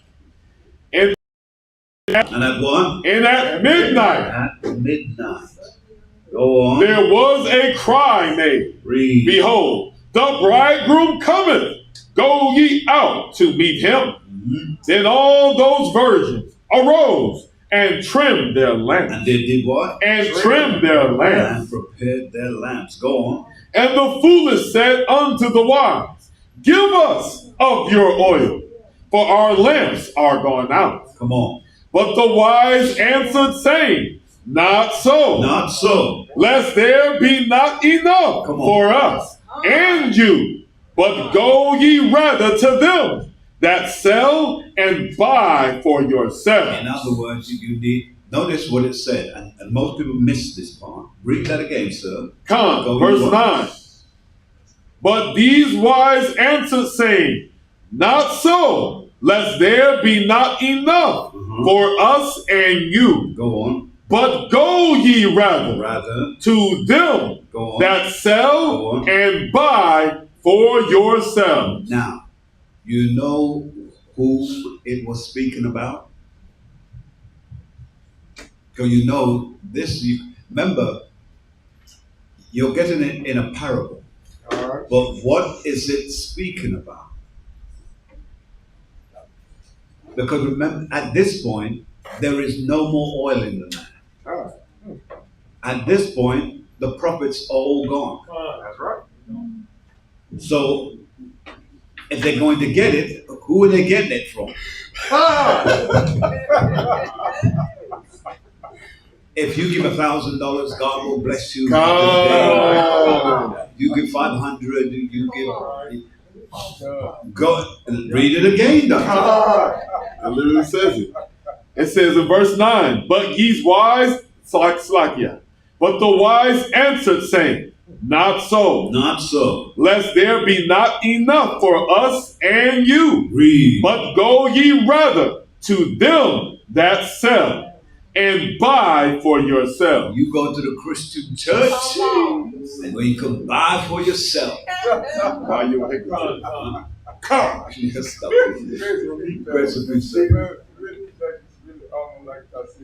Talking about the 2/3. It's talking about the 2/3. Well, the 2/3. You could reference them because if they're not with the truth, then they're going to be with the lie. You see, so you could say that, but the primary of this is that they've gone to the churches where the other Israelites who have been bamboozled into believing a lie. See? And so when we read on now, because we're going to read to 13 and conclude this. Come, Matthew chapter 25 and verse 10. And while they went to buy, the bridegroom came, and they that were ready went in with him. They did what? Went in with him. Went in with him. Go on. To the marriage. To the marriage. Go on. Come. And the door was shut. All right. Genesis chapter 7 and 15. Genesis chapter 7. Chapter 7. Yes, sir. The door was shut. The book of Genesis, chapter 7, verse 15. Yes, sir. And they went into Noah, Salaki, and they went unto Noah into the ark, and two of all flesh, wherein is the breath of life. And they that went in male and female of all flesh, as Yahweh had commanded him. And Yahweh shut him in. Shut him in.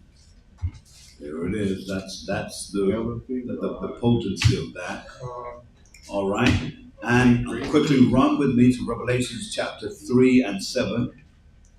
Revelation chapter 3 and 7. You all should know that. The book of Revelation, chapter 3 and verse 7. And to the angel of the church in Philadelphia write, these things saith he that is holy, he that is true, he that hath the key of David. Read. He that openeth, and no man shutteth. Read. And shutteth, and no man openeth. No man I know thy works. Behold, I have set before thee an open door. And what? An open door. Read. And no man can shut it. For thou hast a little strength, and hast kept my word, Read. and hast not denied my name. My name.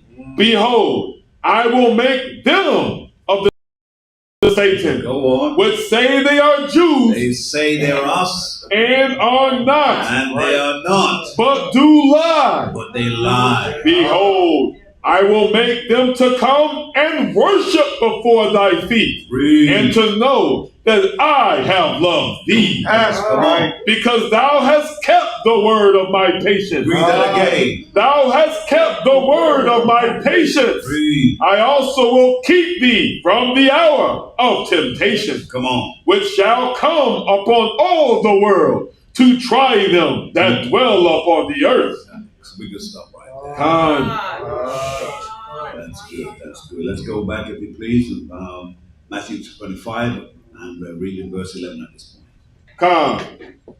The book of Matthew, chapter 25 and verse 11. It reads thus. Afterward came also the other virgins, saying, Lord, Lord, open to us. But he answered and said, Verily I say unto you. What did he say? Verily I say unto you, I know you not. I what? I know you not. I don't know who you are. Watch therefore, for ye know neither the day nor the hour wherein the Son of Man cometh. That's right. Come on. Let's go to John chapter 9 and 31. Let's see why he didn't recognize it. He didn't hear them, but let's see. The book of John, chapter 9 and verse 31. It reads thus. Now we know that Yahweh heareth not sinners. See, well, if you didn't know, now you do know. Go on. Come. But if any man be a worshiper of Yahweh, Come on. and doeth his will, Go on. him he heareth. Him he heareth. Go on. Come. All right, precept that up, please. Let me give you a second or two just to precept that up. Yes, sir. Psalm 5 and 5. Psalms 5 and 5.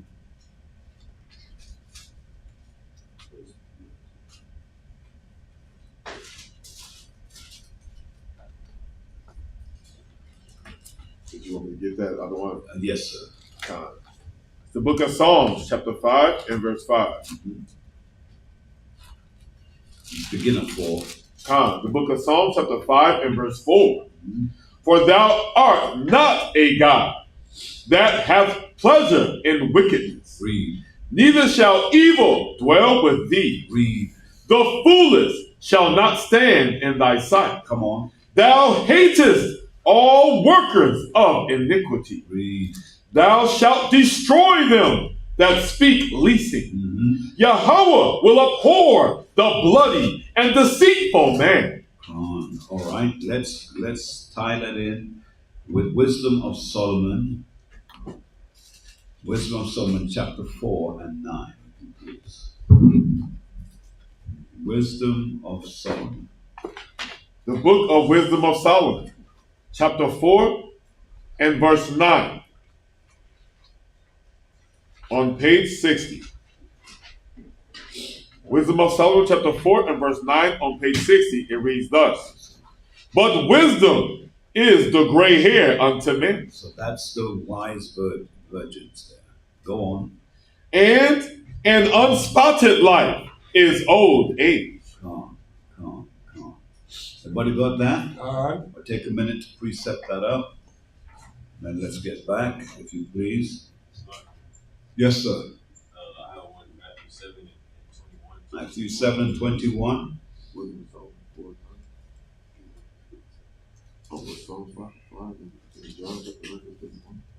What was that precept again? Matthew chapter 7 and 21. the what?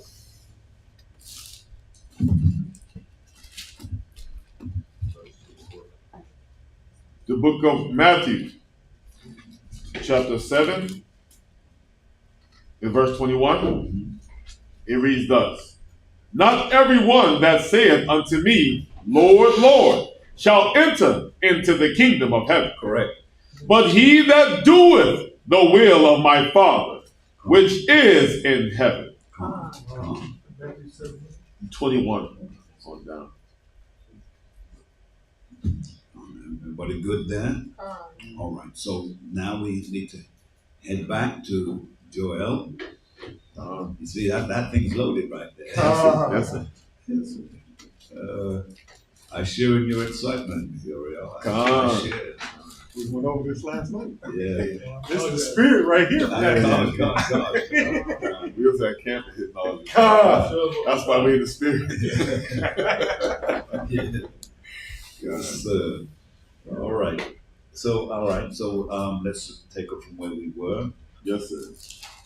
The book of Joel, chapter 1 and verse 11. Correct. It reads thus: Be ye ashamed, O ye husbandmen. Howl, O ye vine dressers, for the wheat and for the barley, because the harvest of the field is perished. Is what? Is perished. Now we need to understand again what is the wheat and what is the barley. We can't let that one slip away. But in the meantime, let's go to Joel chapter 14.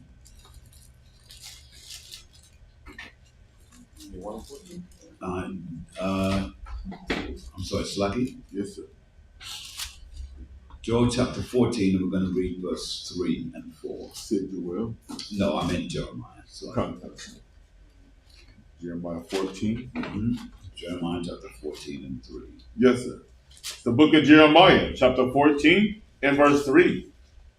And their nobles have sent their little ones to the waters. They came to the pits and found no water. Read. They returned with their vessels empty. They are ashamed and confounded, and covered their heads. And covered what? And covered their heads. Covered their heads. Now, again, do I want to go? No, I won't. I'll open a whole other can of worms. So let's leave it where it is. Let's read verse 4. Verse 4. Because the ground is chapped, for there was no rain in the earth. No rain in the earth. Okay, go on. The plowmen were ashamed. They covered their heads. They covered their heads. Everybody got that? Good. Now let's go back. Let's read verse 11 again. Dealing with the husbandman now. Because remember, we're dealing with the growth of a thing. The book of Joel, chapter 1, verse 11. Be ye ashamed, O ye husbandmen. Right, remember, the husbandmen are people, they're plowmen. They're men who grow things. Howl, O ye vine dressers. Go on. For the wheat and for the barley. For the wheat and for the barley. Now, what does that basically mean, the wheat and the barley? Anyone? Now, if you're going to give it to me, you're going to need to give me a book, chapter, verse. You got it, Doctor? Amos chapter 5, 16. Ooh, you're steaming there, right? Okay, let's look. Amos chapter 5, is that right? Yes, chapter 5, verse 16. Yes, sir.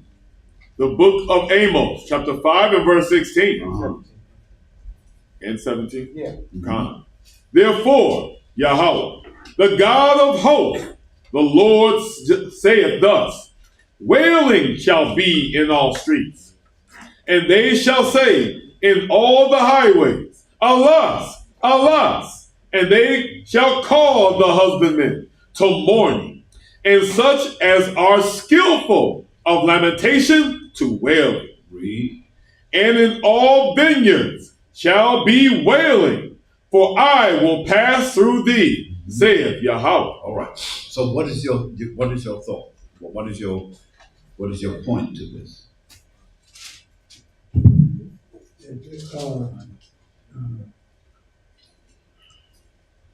Let me give you a hand. Let me give you a hand so that Cap, read it again slowly for me. In Amos? Yes, sir. The book of Amos, chapter 5 and verse 16. Therefore, Yahweh, The God of hosts. The God of hosts. So obviously we're speaking to the Father. Go on. The Lord saith thus. Go on. Wailing shall be in all streets. So this is the Father speaking about a proclamation that he is bringing to the streets of a city. Come. Read on. And they shall say in all the highways. In all the highways. Notice the streets, the highways. Go on. Come. Alas, alas.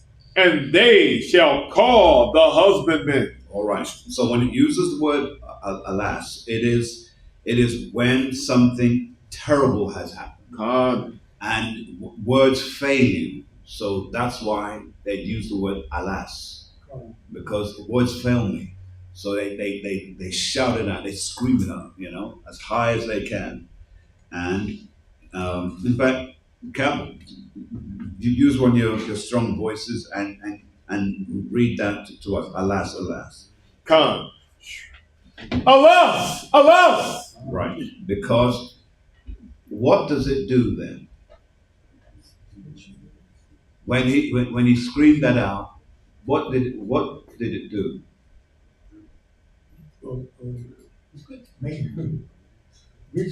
Alas! Oh, you see what you just did there? When I did it suddenly, you went. Right. It catches your attention, and you're trying to hear what's going on.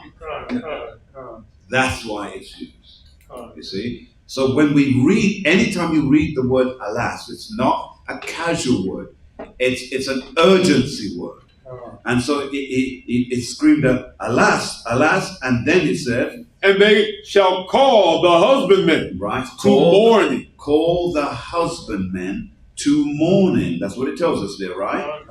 Right. Go on. And such as are skillful of lamentation to wailing. Those who cry, skillful, meaning that they will cry bitterly. Go on. And in all vineyards shall be wailing, right? For I will pass through thee. Because, and now when it uses in all vineyards, it's saying this. That's what it's like in all cities. In all cities. So if you read it again, Cap, go on. And I, so like in 17. And in all vineyards, meaning in all cities, read, shall be wailing. Shall be wailing, go on. For I will pass through thee. For the Most High will pass through it. Remember, people don't live in vineyards. They work in vineyards. So when it's speaking like that, it's letting us know the Father is going to move through the cities, and as he moves through, everything's going to be cut off. And then when we get to 18, read. Woe unto you that desire the days. Stop. Now, the word woe means destruction. So he's saying, destruction is unto you that desires the day of the Lord. Now, this is a very you've got to be careful with this. These three verses here, from 18 to 20, you've got to be very careful because, and you'll see why in a moment, but go ahead and read it, Cap. Woe unto you that desire the day of Yahweh. Come on. To what end is it for you? In other words, he's saying, some of you are saying, yeah, Lord, hurry up and come, Lord. And he's saying, don't do that. Because you can't handle what's coming, so don't do it. Because when you run your mouth like that, you think you're being godly. You're not. You're setting yourself up for an awful vanquish. And so it says, woe unto you that desire the day of the Lord. To what end is it for you? The day of the Lord is darkness and not light. See? So it lets us know right there that there's going to be no lights in the sky. No sun, no moon, no nothing. Right? Everything is gone. That's right. But then read 19, sir. Verse 19. As if a man did flee from a lion, and a bear met him. In other words, he ran that way thinking he's getting away from the lion, but he runs now into a bear. Heaven help us. Can a man catch a break here? That's what he's saying. All right, read. Or went into the house and leaned his hand on the wall, and a serpent bit him. Now, What is that saying? It's saying there's no escape for anyone in that day. Make sense, everyone, so far? Read on, sir. Shall not the day of Yahweh be darkness? Come on. And not light? Come on. Even very dark, and no brightness in it. Meaning a darkness that you will feel almost like you could touch it. And it will be like velvet in your hands. In fact, the scripture says, remember, you always tie other scriptures that give it a mark. It says gross darkness. See? And so that's what that's referring to there. Now, we're going to read, in order to bring some understanding to those who miss it, we're going to read 21 and 22. Read. Verse 21. I despise your feast days. Go on. And I will not smell in your solemn assembly. In other words, when we have feast day, he enjoys the savory. That's why you know that there's got to be black people. Because they use seasoning.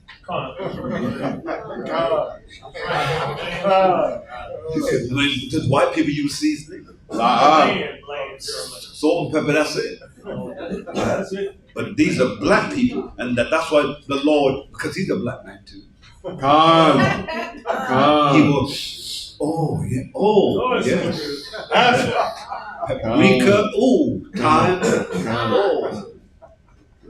because he enjoys the savor of his people. This can't be. Esau can't be here. Let me just leave it like that, because I get too carried away with that. Now let's read the next one, sir. Verse 22. Though ye offer me burnt offering, read, and your meat offering, read, I will not accept them. You can't accept them. In other words, you're now going to offer meat offerings in order for me to change my mind. Too late. And so he says, read. Neither will I regard the peace offerings of your fat beasts. There it is. I will not regard your peace offering of your fat beasts.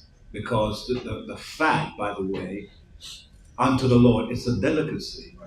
Because if you look at the feast, the fat, they would cut the fat and burn it. Why? Because it would continue to burn. That's right. And keep sending up a savor into the heavens. You see, but he said, I will not regard that. So he says, take one. Come, take thou away from me the noise of thy song. All your melodies that you're trying to sing, just get it away from me. Read. For I will not hear the melody of thy viol. Read. But let judgment run down as water. As water. And that's what's going to happen in that day.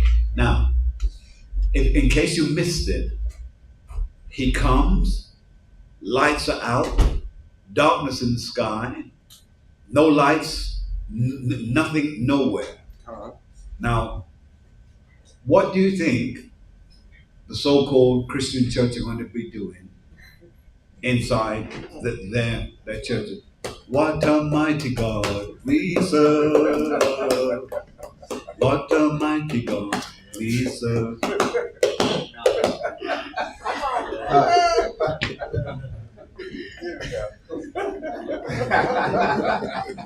That's why it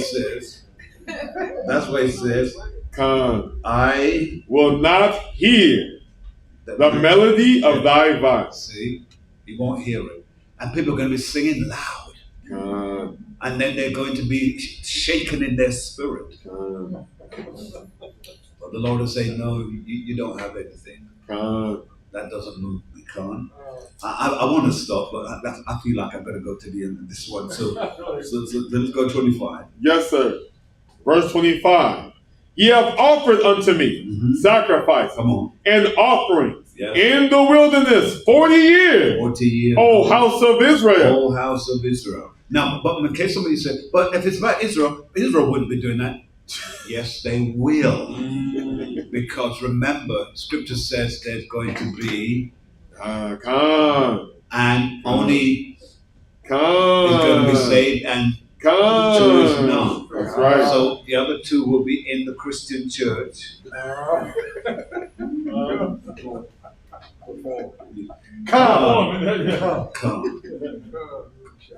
All right, let's read. Verse 26. Come on. But ye have borne the tabernacle. You have borne the tabernacle, go on. Of your Molech. Of your Molech.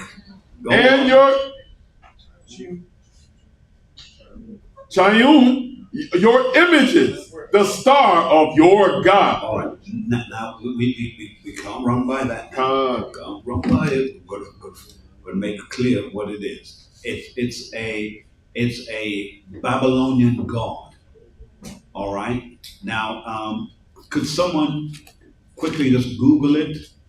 Just Google it, if you please. It will come up right away.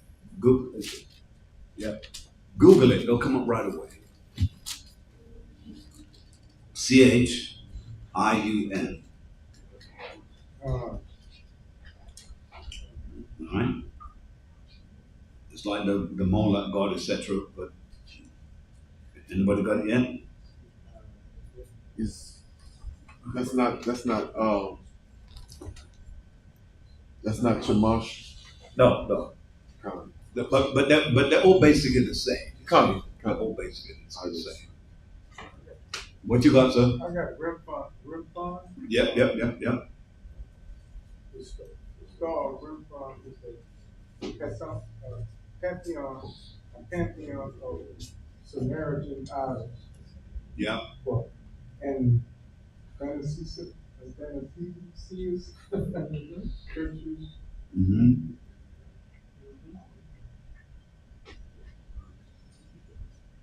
Yes. It's a pagan god. Yeah, it is pagan, yes. But it goes back. This goes back to Babylon. Yes, sir. It says Sheun is an obscure deity mentioned in the Old Testament, Amos 5:26, associated with idolatry worship by Israelites in the wilderness. Yeah. It is generally believed to be an astral god representing the planet Saturn, often linked to Akkadian Babylonian star worship. Right. Now, just to put everyone in mind, because I think we've been kind of messed up a little bit, so we've missed some things.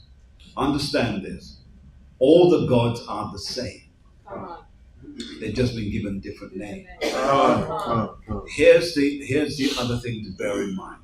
Remember, the Roman gods, they took all of their gods from the Egyptian gods. See what I'm saying? They're all the same. So when they took those names, what did they do? They named them other names. Now remember, even within the true history, even Hercules is a black man. And the so-called god who held up all of the earth, his name was Atlas. And he, believe it or not, was a black man. Now, all that has happened is that Esau said, we can't have that. In the Renaissance, we're going to have a rebirth. In the rebirth, everything that is black is now going to be white. And that's why even Saturn, Jupiter, Apollo, all of these gods were black. That's right. Because the Romans worshiped black gods. Is everybody clear on that? Because I don't want you to misconstrue this. Because we seem to have this view that we've been worshiping white gods for forever and a day. No! Our people always worship black. Are you with me? But white people came along and said, all right, we'll take that god, and like they've got a shopping basket, and we'll take that god and we'll call him such and such, and we'll call him. That's what they did. They have no culture, they have no history of events, and they have nothing in their history that is called civilized. And whether you wish to accept, the reason why you struggle with it, because you feel like, well, they're in power. Yes, they're in power because the Father put them in power. That's right. But they are not the first people. The first people look like the soil. That's right. Right? It says so in the book of Genesis. All right? So let's get over that factor, because I don't want anyone to, but the white, stop talking white, because Why it's a new invention? Calm? That's right. That's good. So let's get back to this now. So chusmus or chisum or chime, whatever they are, that is what we have here. Your images, the star of your God, go on, which ye made to yourselves. Which you did what? Made to yourselves. They made it unto themselves. Read. Come. Therefore will I cause you to go into captivity. To do what? To go into captivity. Now let's prove that before we finish reading the whole thing. Go to 2 Kings chapter 17 and 6, please, sir. The book of 2 Kings, chapter 17 and verse 6. It reads thus. In the 9th year of Hoshea, the king of Assyria, took Samaria, go on, and carried Israel away into Assyria, and placed them in Halah. What verse you read, sir? You said 2 Kings 17? Yes, sir. And verse 6? Very good, very good, very good, very good. Go ahead. Come, 1 Kings chapter 17 and verse 6. In the 9th year of Hoshea, the king of Assyria took Samaria, and carried Israel away into Assyria. Into where? Into Assyria. Into Assyria. Go on. And placed them in Halah and in Habor by the river of Gozan. Read. And in the cities of the Medes. Cities of the Medes. All right, keep going. Come. For so it was that the children of Israel had sinned against Yahweh. We did what? Sinned against Yahweh, their God. Their God. So that was our God. We sinned against it. Now how did we sin against it? Read on. Which had brought them up out of the land of Egypt. Read. And, Salaki, from under the hand of Pharaoh, king of Egypt. Come on. And had feared other gods. Read. And walked in the statutes of the heathen. Read. Whom Yahweh cast out from before the children of Israel. Israel, go on. And of the kings of Israel. On the kings of Israel. Now we have to jump down to verse 15, read. Verse 15. And they rejected his statutes. We did what? Rejected his statutes. Go on. And his covenant. Go on. That he made with their fathers. Read. And his testimonies, which he testified against them. Come on. And they followed vanity. Read. And became vain, and went after the heathen that were round about them. Round about them, go on. Concerning whom Yahweh had charged them, that they should not do like them. See, so that makes sense? That's your reference for what you just read in Amos chapter 5 and 27. Makes sense, everyone, so far? Now, to enforce that even the more, I want you to read, still stay in the book of Amos, we'll go to Amos chapter 4 and 13. Yes, sir. The book of Amos, chapter 4 and verse 13. Let's go. Reads thus.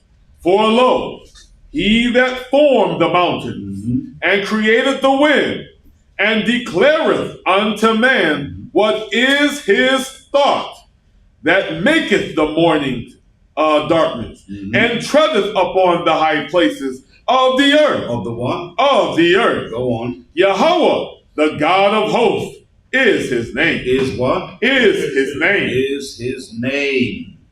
Does that make sense to everyone so far? Good. Now let's quickly get back to Joel.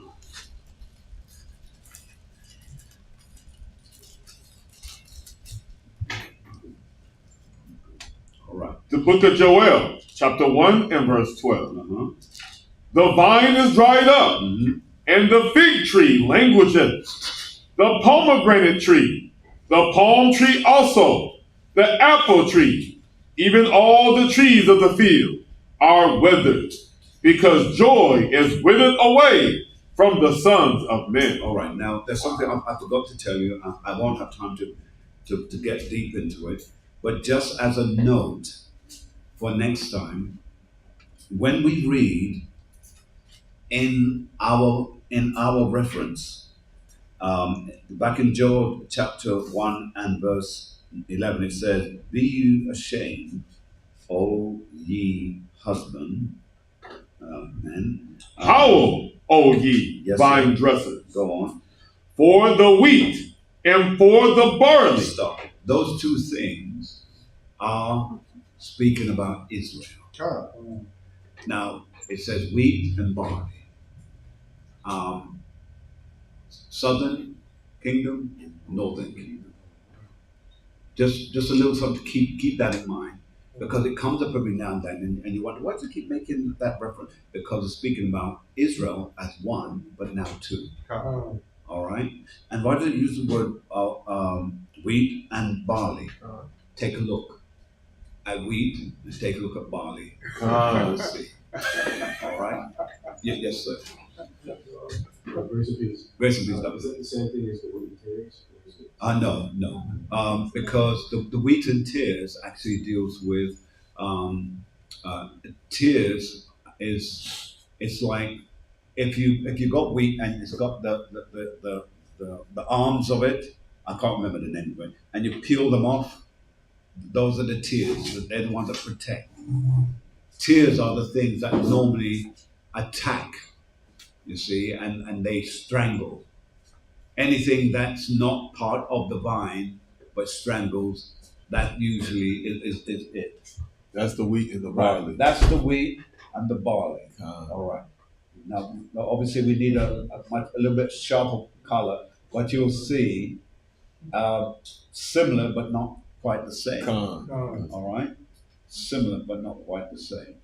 So that's the difference. And when it said the wheat and the tares shall grow together to the day of harvest, meaning that the good thing, the good, which is us, and the horrible, which is the world that has sown itself among us, that has to be separated. We can't do it. The scripture says only the angels can do it. All right, so that's just to put that in mind. And so whenever you see the term wheat and barley, northern kingdom, southern kingdom. Now down the road we'll get into it and we'll break it up some more so you can actually see book, chapter, verse, and back it up.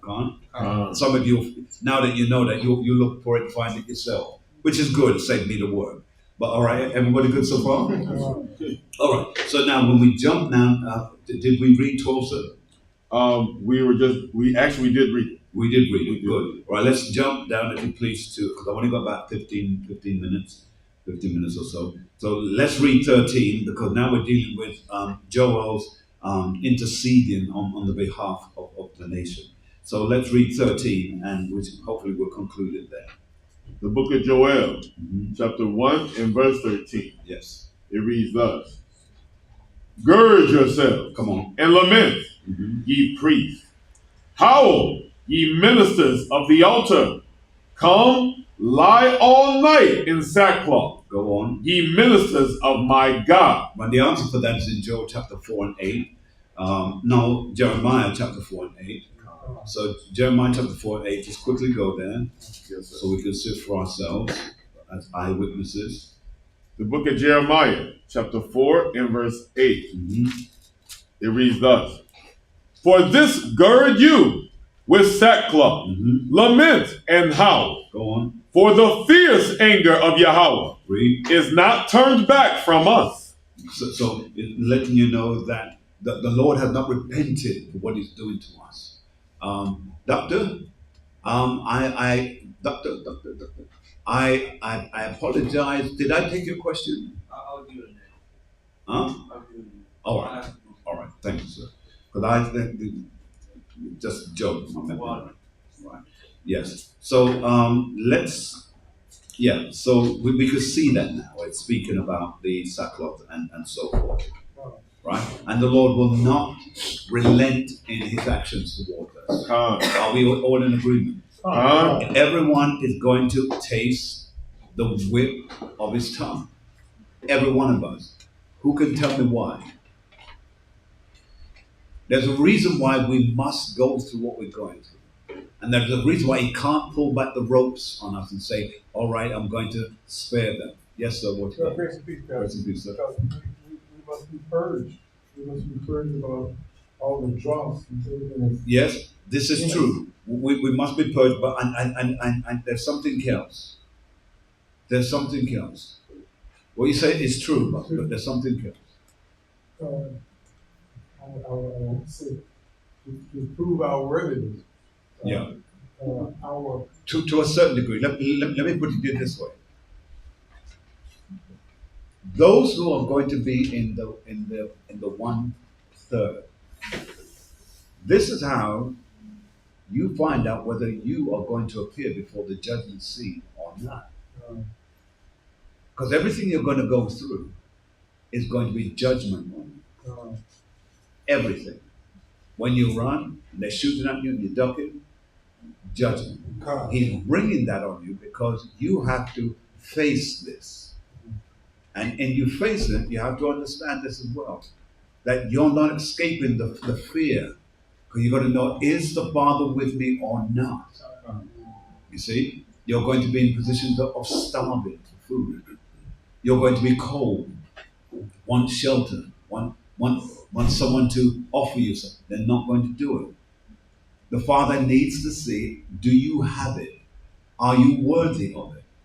You see? And that's why we've got to get it into. Some of us think, this is why I said, when the white man turned around and said, we're just going to be caught up into heaven and he's going to snatch us and all this business. Everybody felt like, oh, that's good because we don't have to go through anything like that. That is not true. It's not true. We have to go through hell. Scripture said there's fire on one side and there's water on the other. And you can't pass this path holding hands with somebody. You're going to have to do it by yourself and make sure that your footing is righteous, because you'll fall into the fire on this side or you'll fall into the water. Now, that's figurative, but it's letting us know that hell is going to break loose. How are you going to handle it?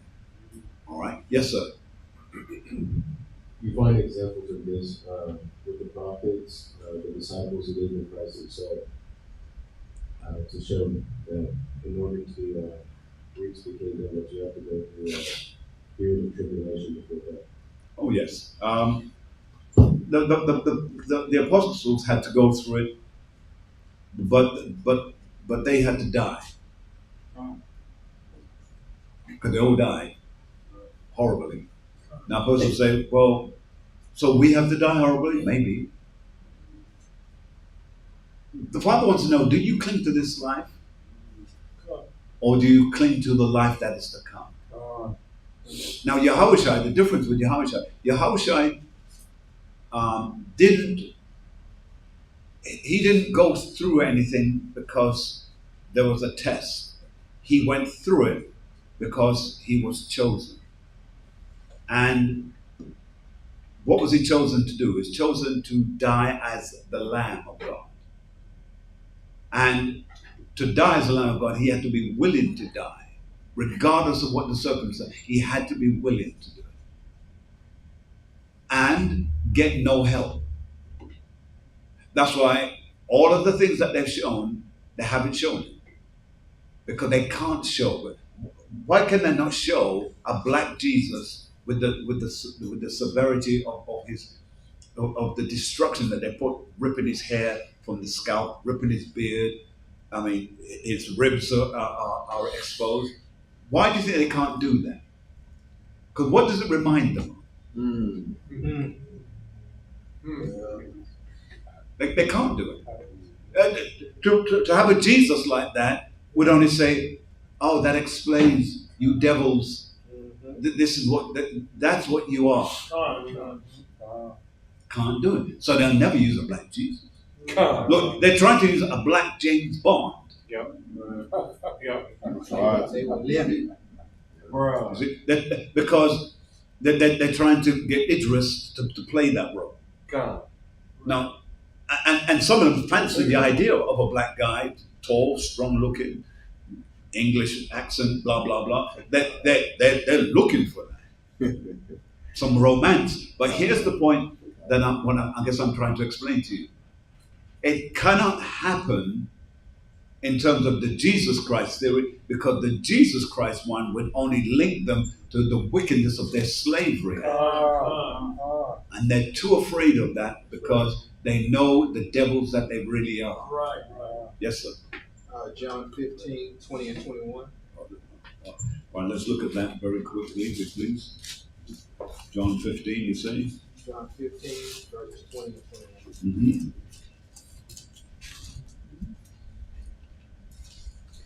All right. The book of John, chapter 15 and verse 20. Remember the word that I said unto you, the servant is not greater than his Lord. If they have persecuted me, they will also persecute you. Come. If they have kept my saying, they will keep yours also. Go on. But all these things will they do unto you for my name's sake, Come on. because they know not him that sent me. See? Read on. If I had not come and spoken unto them, they had not had sin.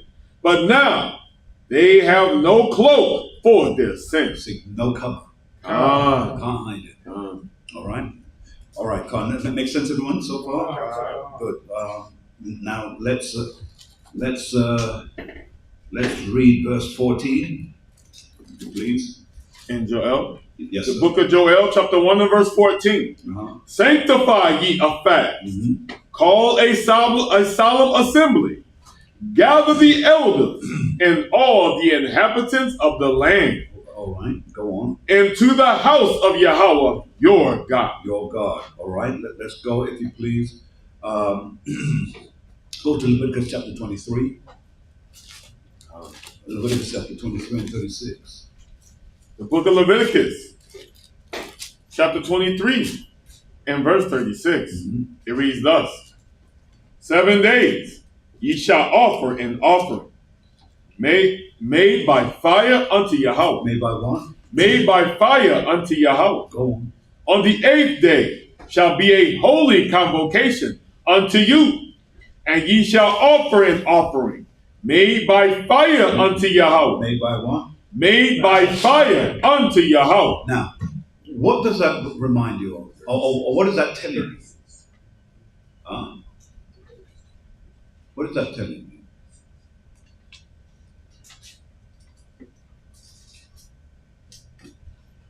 What is it telling you? What is it telling you? Yes, sir.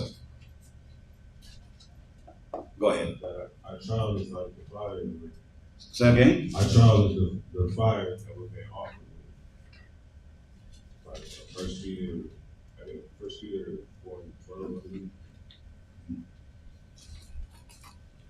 I didn't, either I'm going deaf or something. I didn't get what. 1 Peter 4. Yes, I got that part. In English was his answer.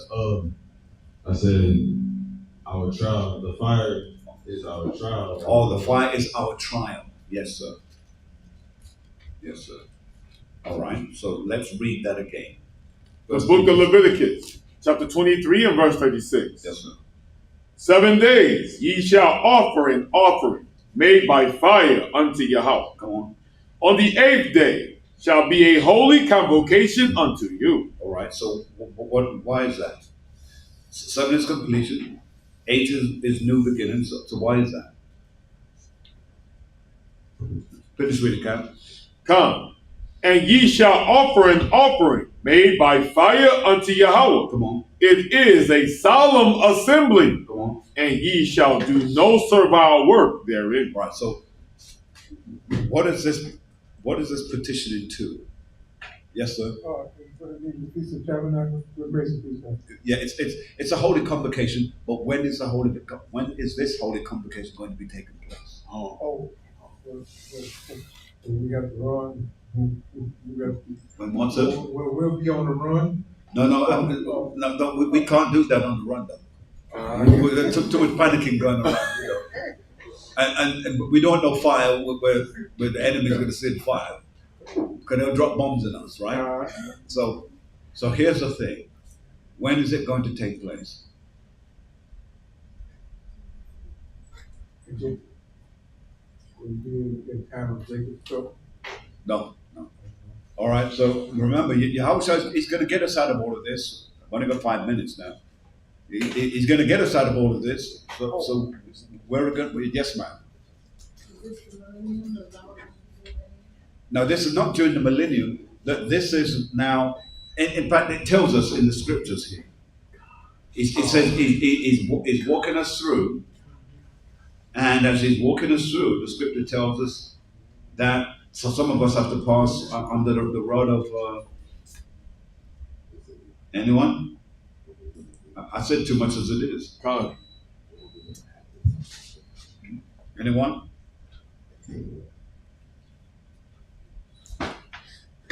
Sister Sarah, what? I know your treasure trove of information there. Feed me. God, bring it out. Treasure trove. You got it, sis. It's right there in the first book.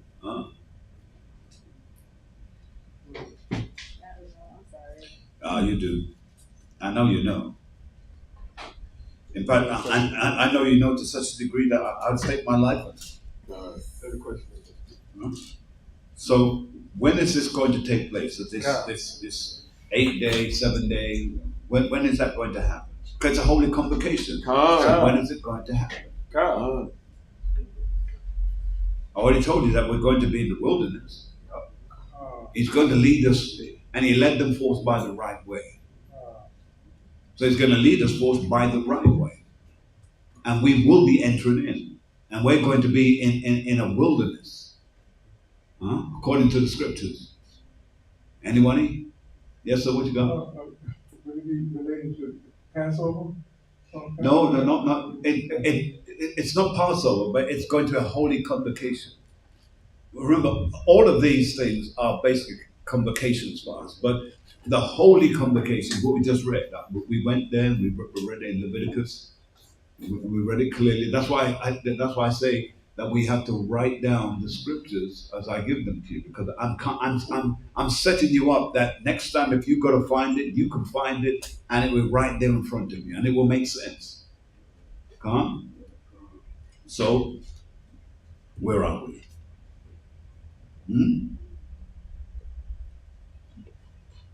Because in Leviticus chapter 23 and 36, it tells us clearly there, right? Yes, ma'am.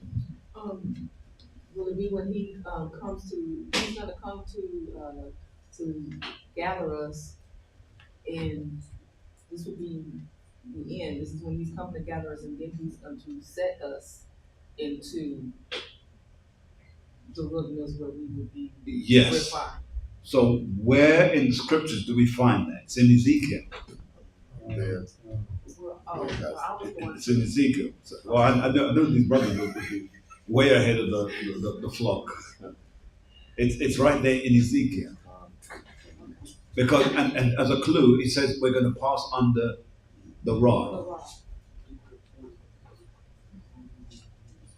And someone decided to shout it out. If you heard the brother, then he's already given out the answer. So I'll start at 33. Yeah, go ahead now. The book of Ezekiel, chapter 20 and verse 33. As I live, saith Yahweh, surely with a mighty hand, and with a stretched out arm, and with fury poured out, will I rule over you. And I will bring you out from among the people, out from the people, and will gather you out of the countries wherein ye were scattered. See, go on. With a mighty hand, go on, and with a stretched out arm, and with fury poured out, go on.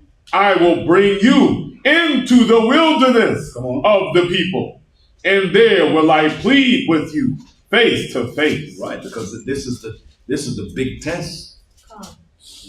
Because some of us are going to die there, and some of us are going to have it together. Some of us are going to be rebels, but that primarily will not be those of you that have come out of this place, Babylon. You are going to be slightly different. You're in Babylon. There's a reason why, and this is why if you don't get it yet, you have to accept this clearly. The Lord Most High didn't put you here in the Americas for nothing. You are being tested for the kingdom. Right. So you're saying that the others aren't? didn't say that. I said that you who are here, you're being tested. The question, are you going to pass the test? Are you going to be the one that when he calls, you will answer? Don't ever look at this situation as being your disadvantage. It's not. It is your advantage. But don't lose sight of your calling. That's why the scripture says, let your election be an election sure. You have to do it. It didn't say the Father will make sure. No, he said, you let your election be an election sure. You have to. Come on? All right, so I had, yes, ma'am. Grace and peace. Wouldn't they go back to Matthew 25:9? Matthew 25:9? 25:9. Let me just 25:9. 25:9 says, but the wise answered. Oh yeah. Well, not really, but I see where you're going. You see, at this point, you would already be with him because you had oil and separate oil. You had the truth. You see, the other virgins didn't have the truth. They had to go and buy. And we already know where they had to go get that. We know that's not going to be truth. So that's similar but different.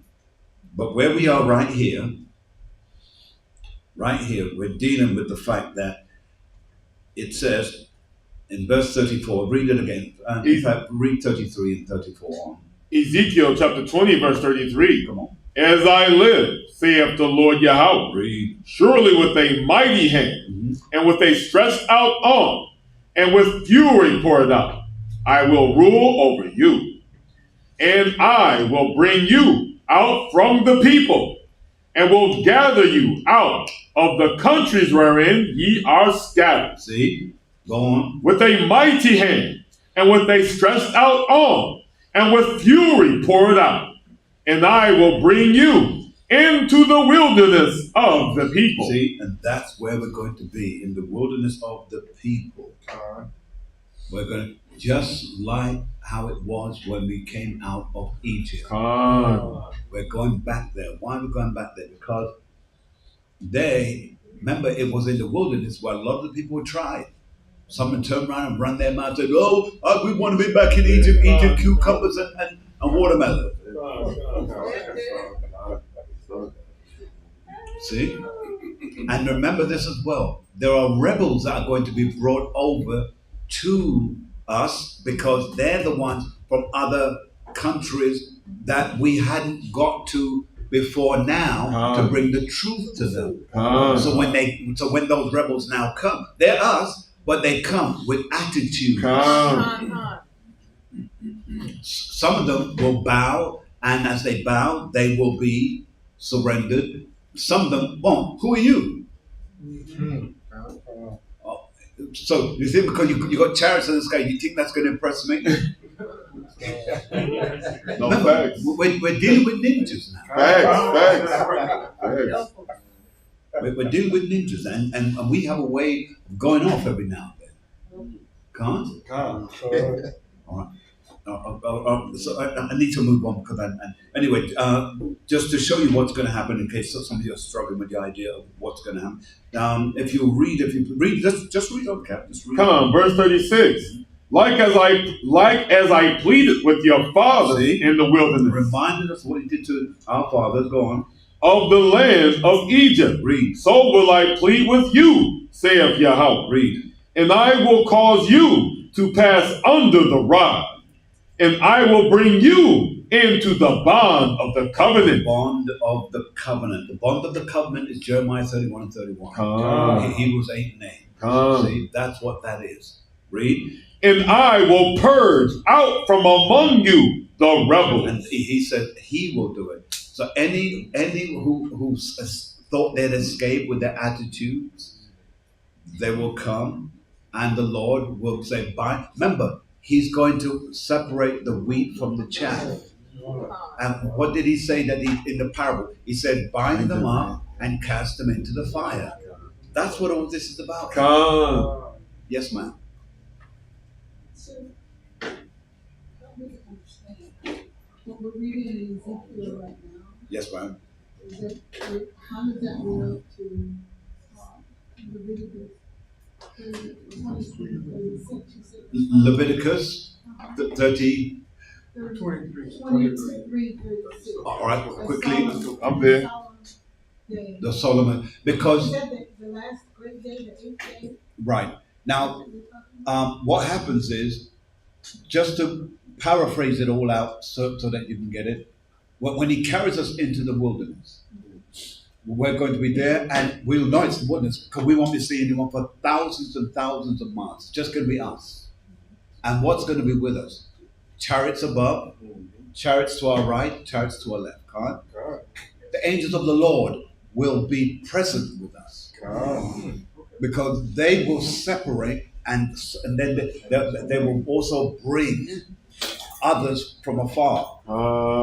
And so here, Cap, if you just read it again, read 36 again. The book of Leviticus, chapter 23, verse 36. Sorry, read 35 because of wilderness. Come, verse 35.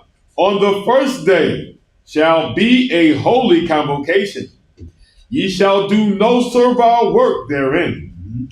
7 days ye shall offer an offering made by fire unto Yahweh. Made by what? Made by fire unto Yahweh. Right, so do you see that? Right? Now, read on a little bit more. Come. It says, on the 8th day shall be a holy convocation unto you. Go on. And ye shall offer an offering made by fire unto Yahweh.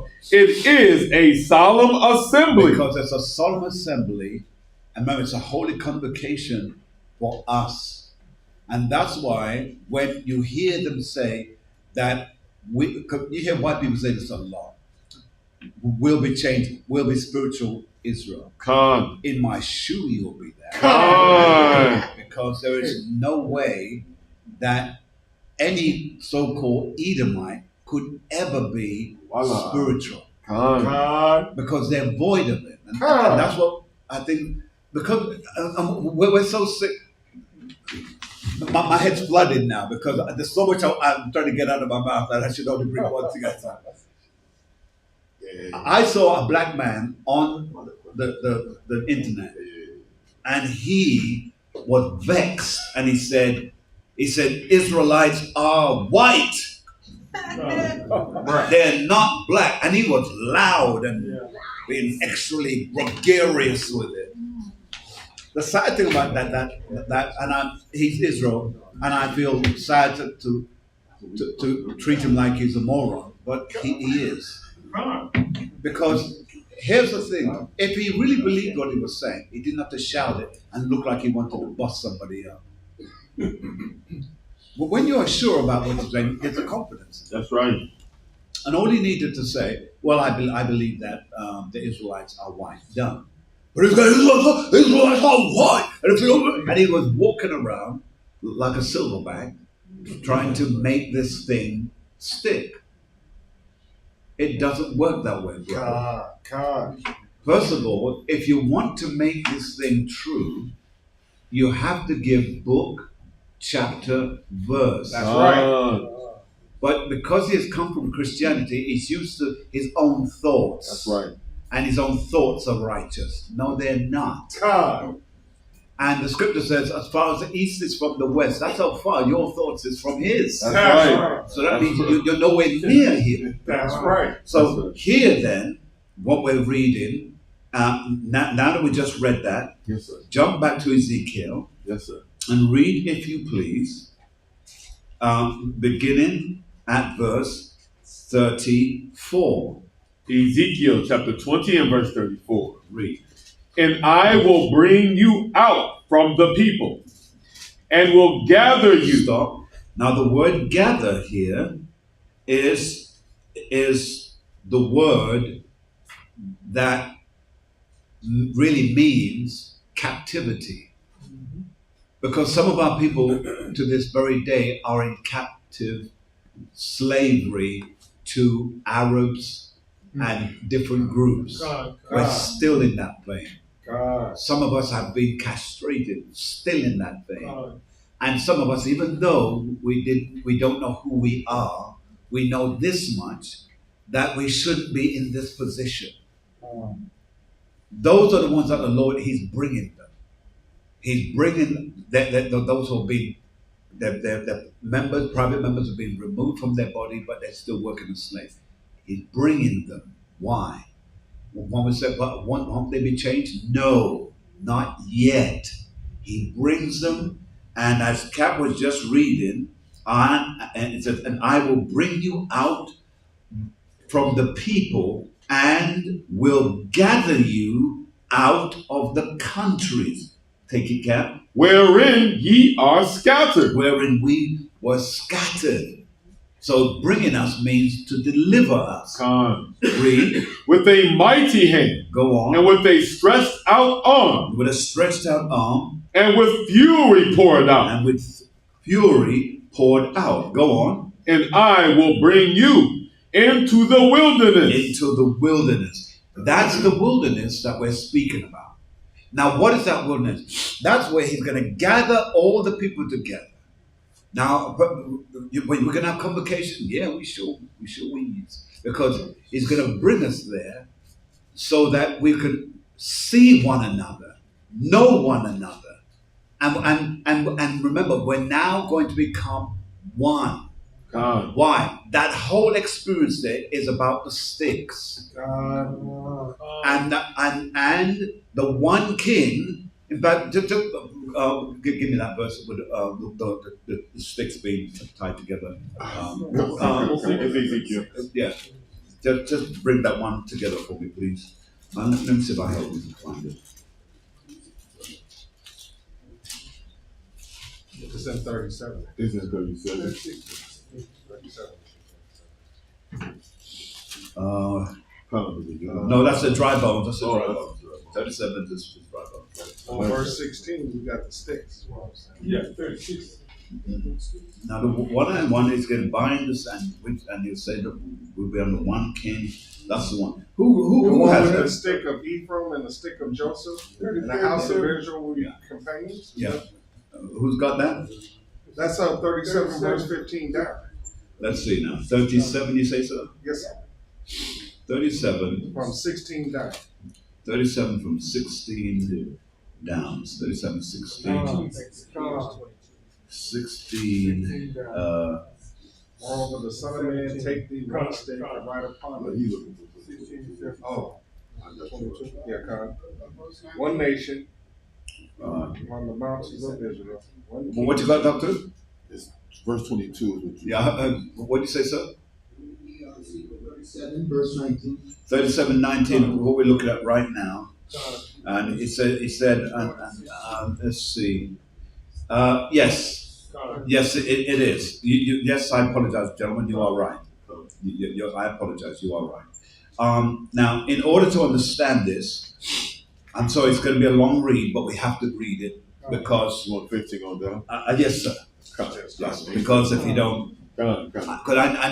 Could our sister ask the question? I want to answer the question for her through the scripture so she could go back there and prove it if need to be through scripture. Let's go. The book of Ezekiel, chapter 37 and verse 15.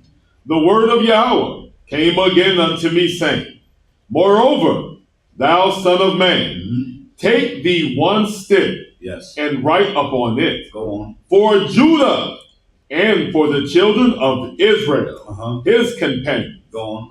Then take another stick and write upon it, for Joseph, go on, the stick of Ephraim. Right, because that's northern kingdom. Now, just to help you make sense of this, it's written in the same chapter of the Valley of Dry Bones, meaning we were in the land that killed us, America, Babylon the Great, right? So South America. We who are here in North America, as well as Canada. Why Canada? Because that's where a lot of Benjamites are. Benjamites leave the Caribbean, they all end up in Canada. I know it because I got family who were part of that thing. All right. So that's where they are. All right. So continue now, sir. Come, and for all the house of Israel, his companion. His companion. Go on. Sir. Verse 17. And join them one to another. Read. Into one stick. Into one stick. And they shall become one in thine hand. In thy hand, meaning in thy rulership. Right? The word hand. Remember what we said about hand? Right? All right, go on. And when the children of thy people shall speak unto thee, saying, Wilt thou not show us what thou meanest by thee? Go on. Say unto them, Thus saith Yahweh, Behold, I will take the stick of Joseph. Read. Which is in the hand of Ephraim. There it is, in the hand of Ephraim. Go on.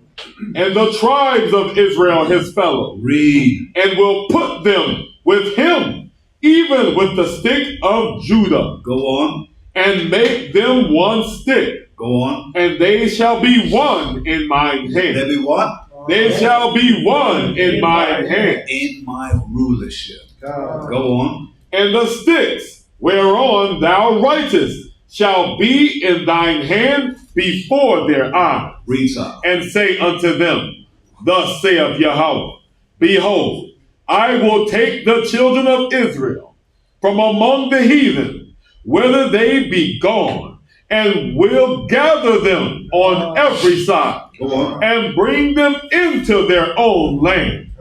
And I will make them one nation. One nation. Notice he said, I will make them one nation. Go on. In the land upon the mountains of Israel. Upon where? Upon the mountains of Israel. Read. And one king shall be king to them all. Read. And they shall be no more two nations. Come on. Neither shall they be divided into two kingdoms anymore at all. Read, son. Neither shall they defile themselves anymore with their idols, nor with their detestable things, nor with any of their transgressions. Read, son. But I will save them out of their dwelling places, wherein they have sinned. Come on. And will cleanse them. So shall they be my people. Come on. And I will be their God. Read, son. Read. And David, my servant, shall be king over them. Read. And they all shall have one shepherd. They shall also walk in my judgments. Now remember that David is Yahweh, not David himself. Keep going.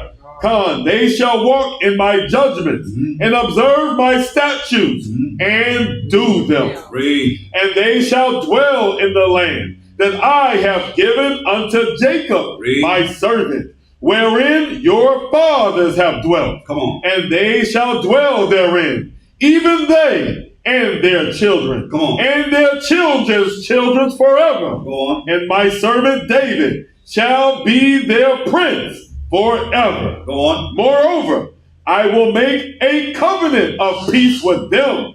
It shall be everlasting covenant with them. And I will place them and multiply them, and will set my sanctuary in the midst of them forevermore. My tabernacle also shall be with them. Yea, I will be their God, and they shall be my people. Read. And the heathen shall know that I, Yahweh, do sanctify Israel, when my sanctuary shall be in the midst of them forevermore. Selah. Selah. Hallelujah. Hallelujah. Yeah.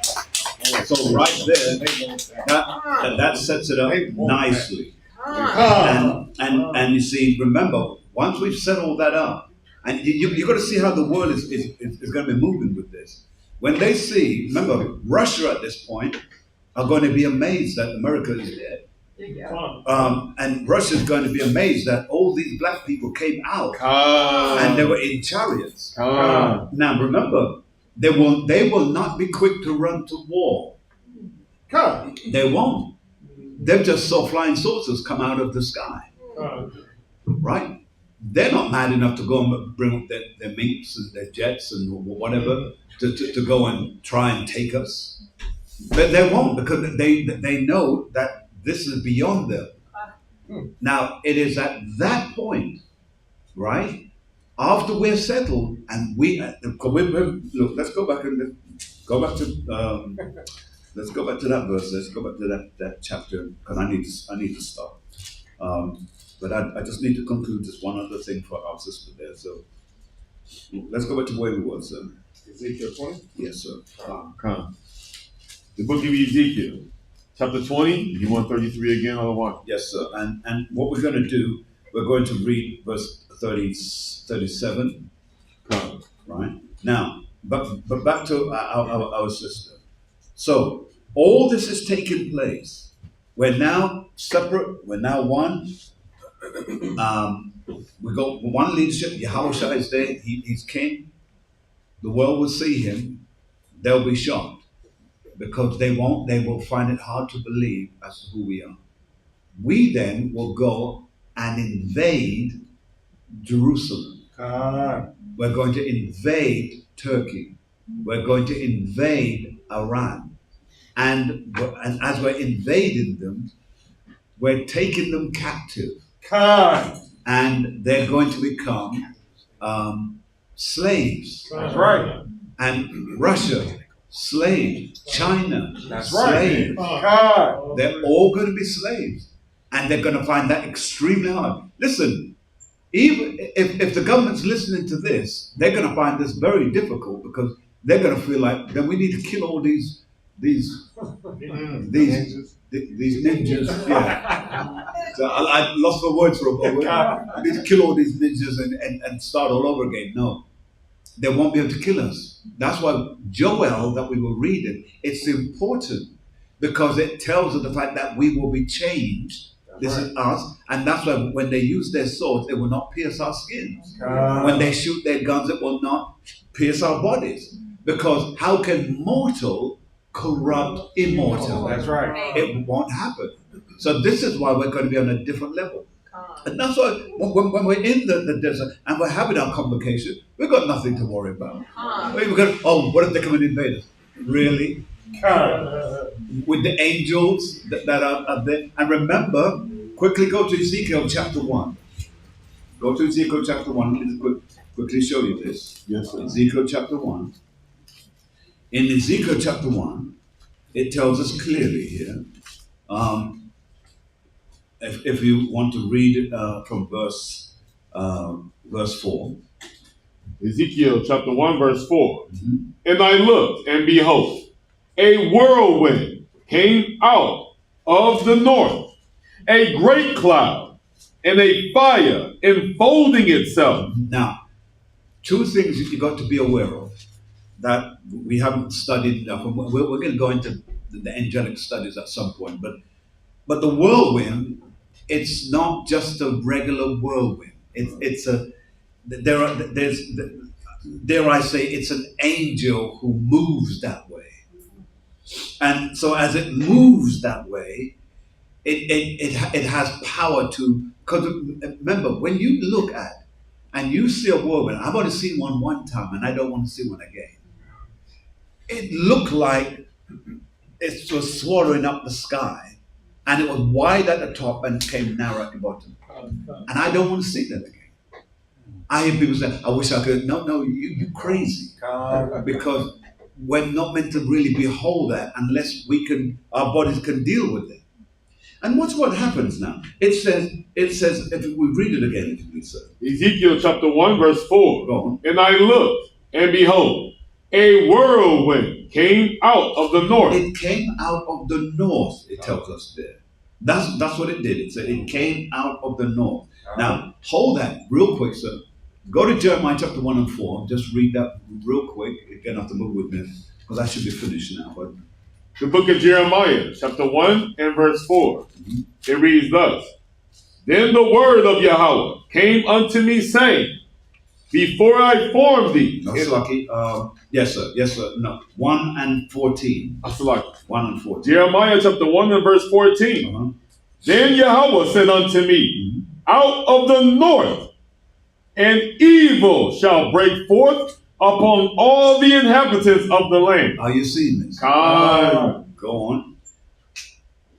It says, "For lo, I will call all the families of the kingdoms of the north, Come on. saith Yahweh, Read. and they shall come, and they shall set everyone his throne at the entering of the gates of Jerusalem, and against all the walls thereof round about, and against all the cities of Judah." All right. So that's all I want you to do.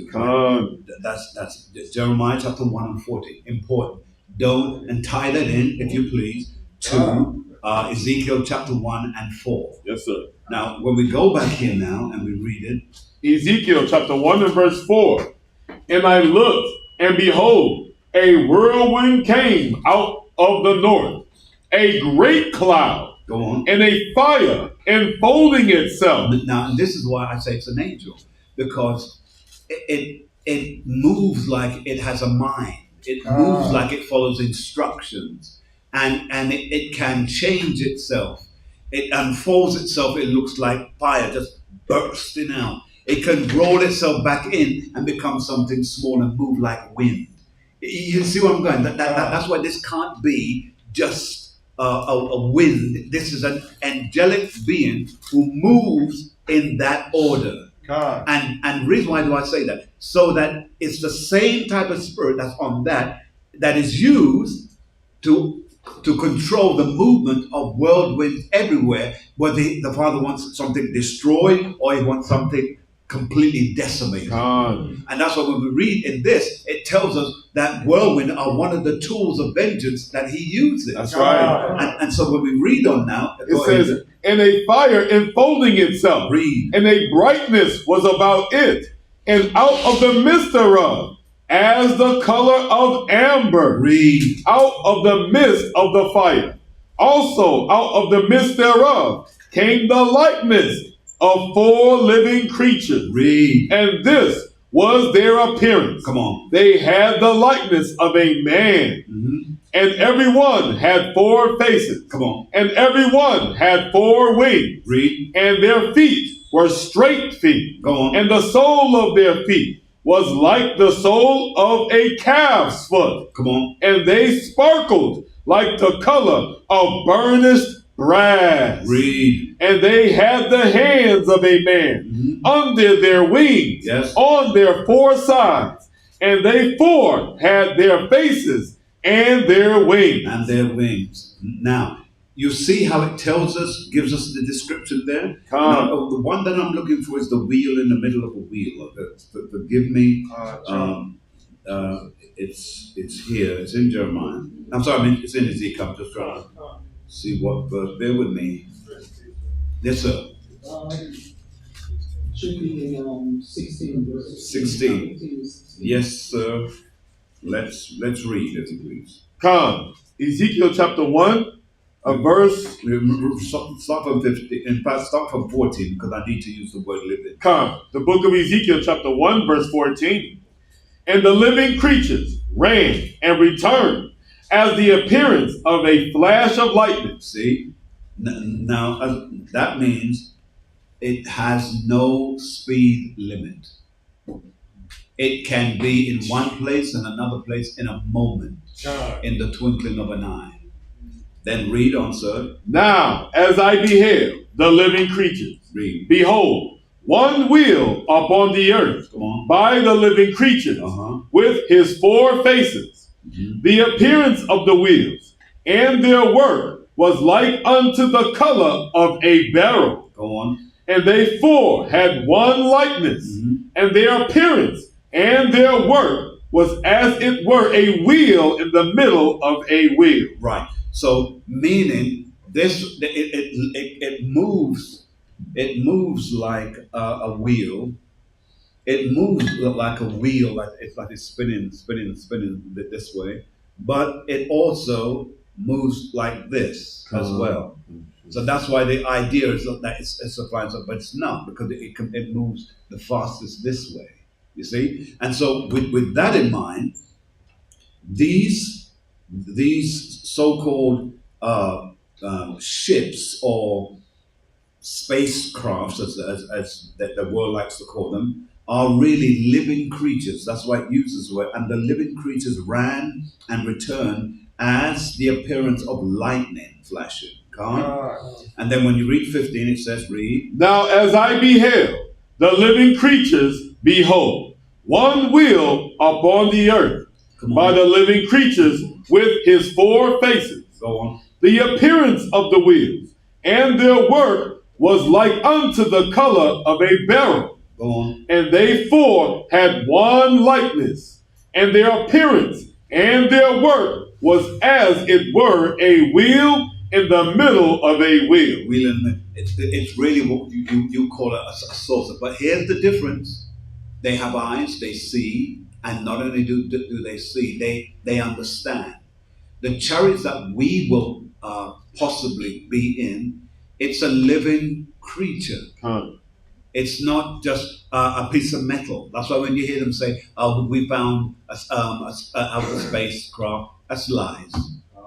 It's absolute horses lies, because it doesn't make any sense. The creatures that we use are living creatures, move for speed and protection. Nothing can destroy. The one that we will enter into, or the ones we will enter into, their whole objectivity is to allow us to see everything that's happening around us. Everything. And so when we read on now, it says, what verse were you on? We read verse 16. All right, I want you to jump to 18. Verse 18. As for their rings, they were so high that they were dreadful. Come on. And their rings were full of eyes. See that? Round about them 4. Go on. And when the living creatures went, the wheels went by them. And when the living creatures were lifted up from the earth, the wheels were lifted up. Come on. Whithersoever the Spirit was to go, they went thither, was their spirit to go. See, so they're living because the Spirit is on them. So please get it out of your mind, this thing about flying saucers. There's no such thing. These are living creatures that move at the will of God. So if he thinks a thing, they'll do it before it's even almost like telepathy. They move and they stop. And if he thinks a place, that's where they'll be. You see? That's the difference here. And then when we finish it, let's just finish this. It says, verse 20, whithersoever the Spirit was to go, they went. Go on. Thither was their spirit to go. Go on. The wheels were lifted up over against them. Yes. For the spirit of the living creature was in the wheel. Was in the wheel. See? The Spirit was in the wheel. That means these things lived. Does that make sense to going so far? Now that should help you to understand how we get to the wilderness in such speed. Right? Because time is of no consequence. That's right. You see? That's right. Now, the reasons why we're going to be in the wilderness, because when we're at the wilderness, we're not going to fly into our land. We're going to walk in there the same way that we walked out of there. Because we're fulfilling the history and the spirit of what was prophesied on us. Does that make sense? We're out of time. We have to stop there. All right. Any questions from anyone at this particular point? Any questions? Joel is a heavy book. It really is. I mean, and people slight it so much because they don't understand. But the thing is, the book is just powerfully deep, and it's like a gift that I want to keep on giving to you. Make sense, everybody? Yes, sir. All right. Any questions from anyone? Any questions? Do you have any questions online, sir? No questions online. Yeah. Well, no surprise there because it's a heavy subject. What are they going to ask at this point? Or content. Yeah, yes, my belly's full. Pastor, you can move along now. Yeah, all praises to the Most High. Well, we hope that you've enjoyed the teaching. Captain, when you have the last one. First and foremost, we'll give all honor, glory, and praise unto y'all by Shem Yahushai. We hope that you did be edified in the teaching of the first chapter of the book of Joel. It is quite heavy, but it's also a chapter that keeps on giving as you break down the scriptures. For those who are listening, for those who are far off, we say shalom, shalom to you on Shabbat. We give honor and glory and praise that the Most High God gives you grace and peace and mercy. And we hope that He also allows you to endure it until the end. For those who be online, please like, share, and subscribe on our Facebook, also on our Instagram, and whether you find Vanguards of Israel wherever we be, in the highways and byways, that you please contend with us. Also build up with us, and also other Israelites in Psalms 133. For the Most High see us in unity. And again, last but not least, we give our honor and glory and praise unto Yahweh. Shema Mashiach, Malaki Awashai. See you the next time. Shalom. Shalom, shalom, shalom, shalom. All praise. Glory, Yeshua.